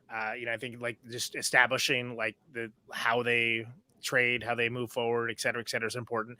This movie's all about the twist that lands. So many movies try to do twists like that, and then it fails, or like it's like, oh, right. Again, and again, I think like that, not just that script, but that ending is, you know, there's an informal list called the Blacklist every year that comes out that's compiled by Hollywood executives and readers, people that read scripts for a living, and they put together their list of like whatever their favorite scripts are of that year, like the one that left the best impression on them. And back in I think 2007, when the script first went out, I was a Blacklist writer, which is a very exclusive club of people that have written scripts that really got people's attention. And like I said, to this day, when I go sit, like 12 years later, if I go sit in some studio executive's office or whatever for a meeting, they'll bring up either Rogue One, because it's Star Wars, like how can you not mention it? Or they'll talk about how much they loved Eli, because it's the thing that I am like best known for. Is like, that's like Rogue One brought you to the party. Rogue One, I was like one of several writers, and I definitely made a big contribution to it. But like, I can't, you know, it's that there's a lot of people that had their hands in the telling of that story. And on Eli as a film overall, true, but like the writing is mine.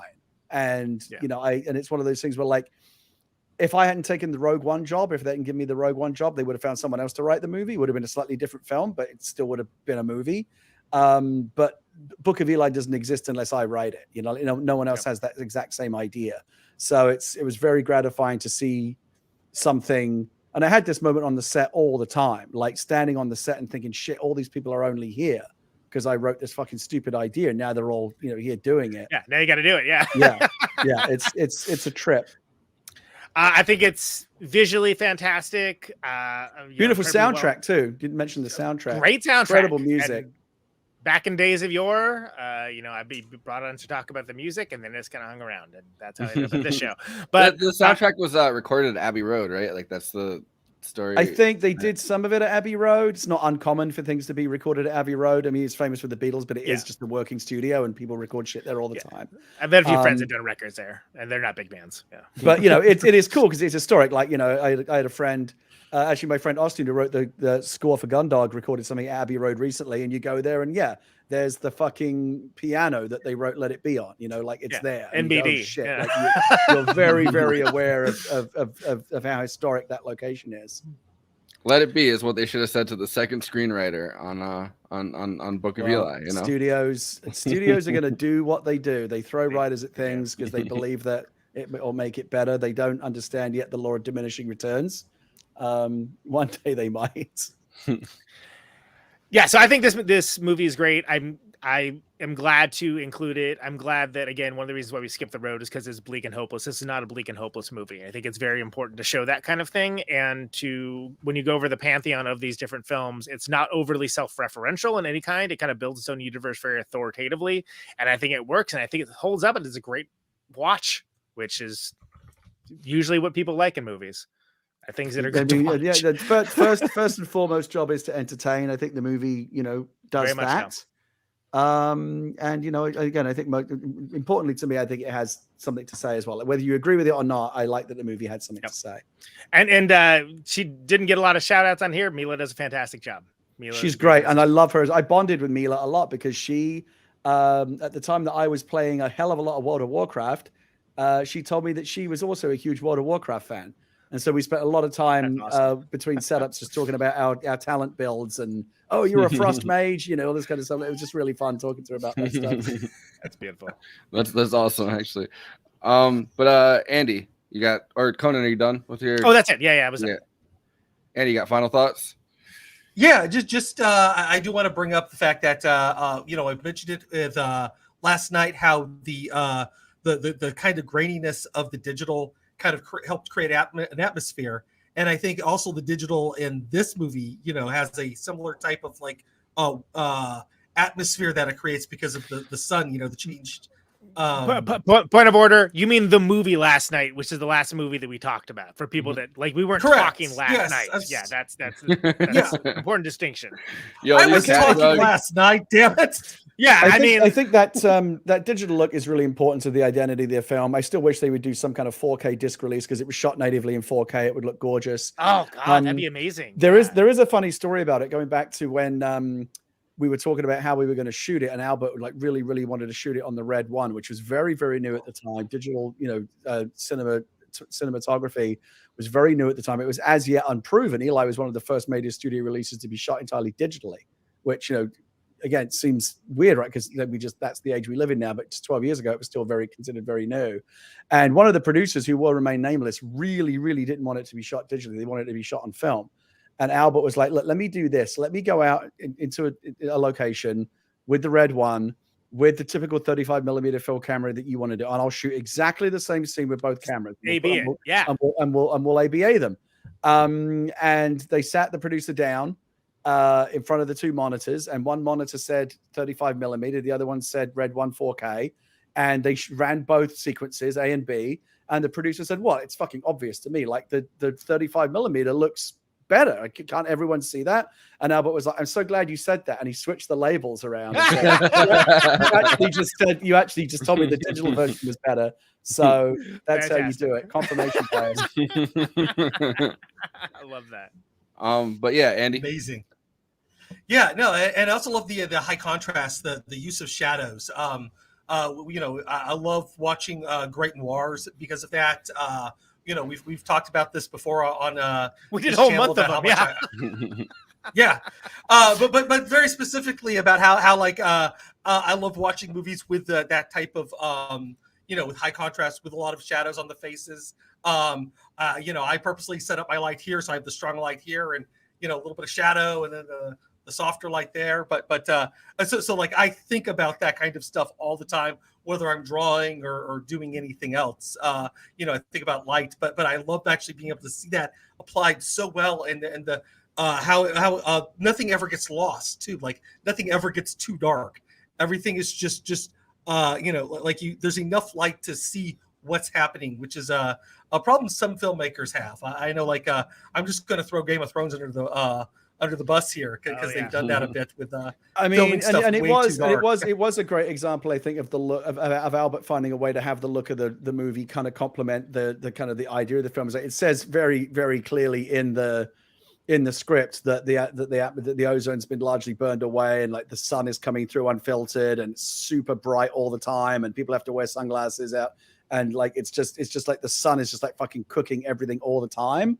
That I think Albert kind of probably felt like in order to kind of really drive that home, the only way to do it was with desaturate everything, pump up the contrast really high, and just make it feel like when you're out in that world, everything feels like kind of bleached by the sun. And I think they did a great job with it. For sure. Gary, I really enjoyed that. Oh. I was just going to say it was almost like a beautiful wash underneath a nice ink drawing. Right.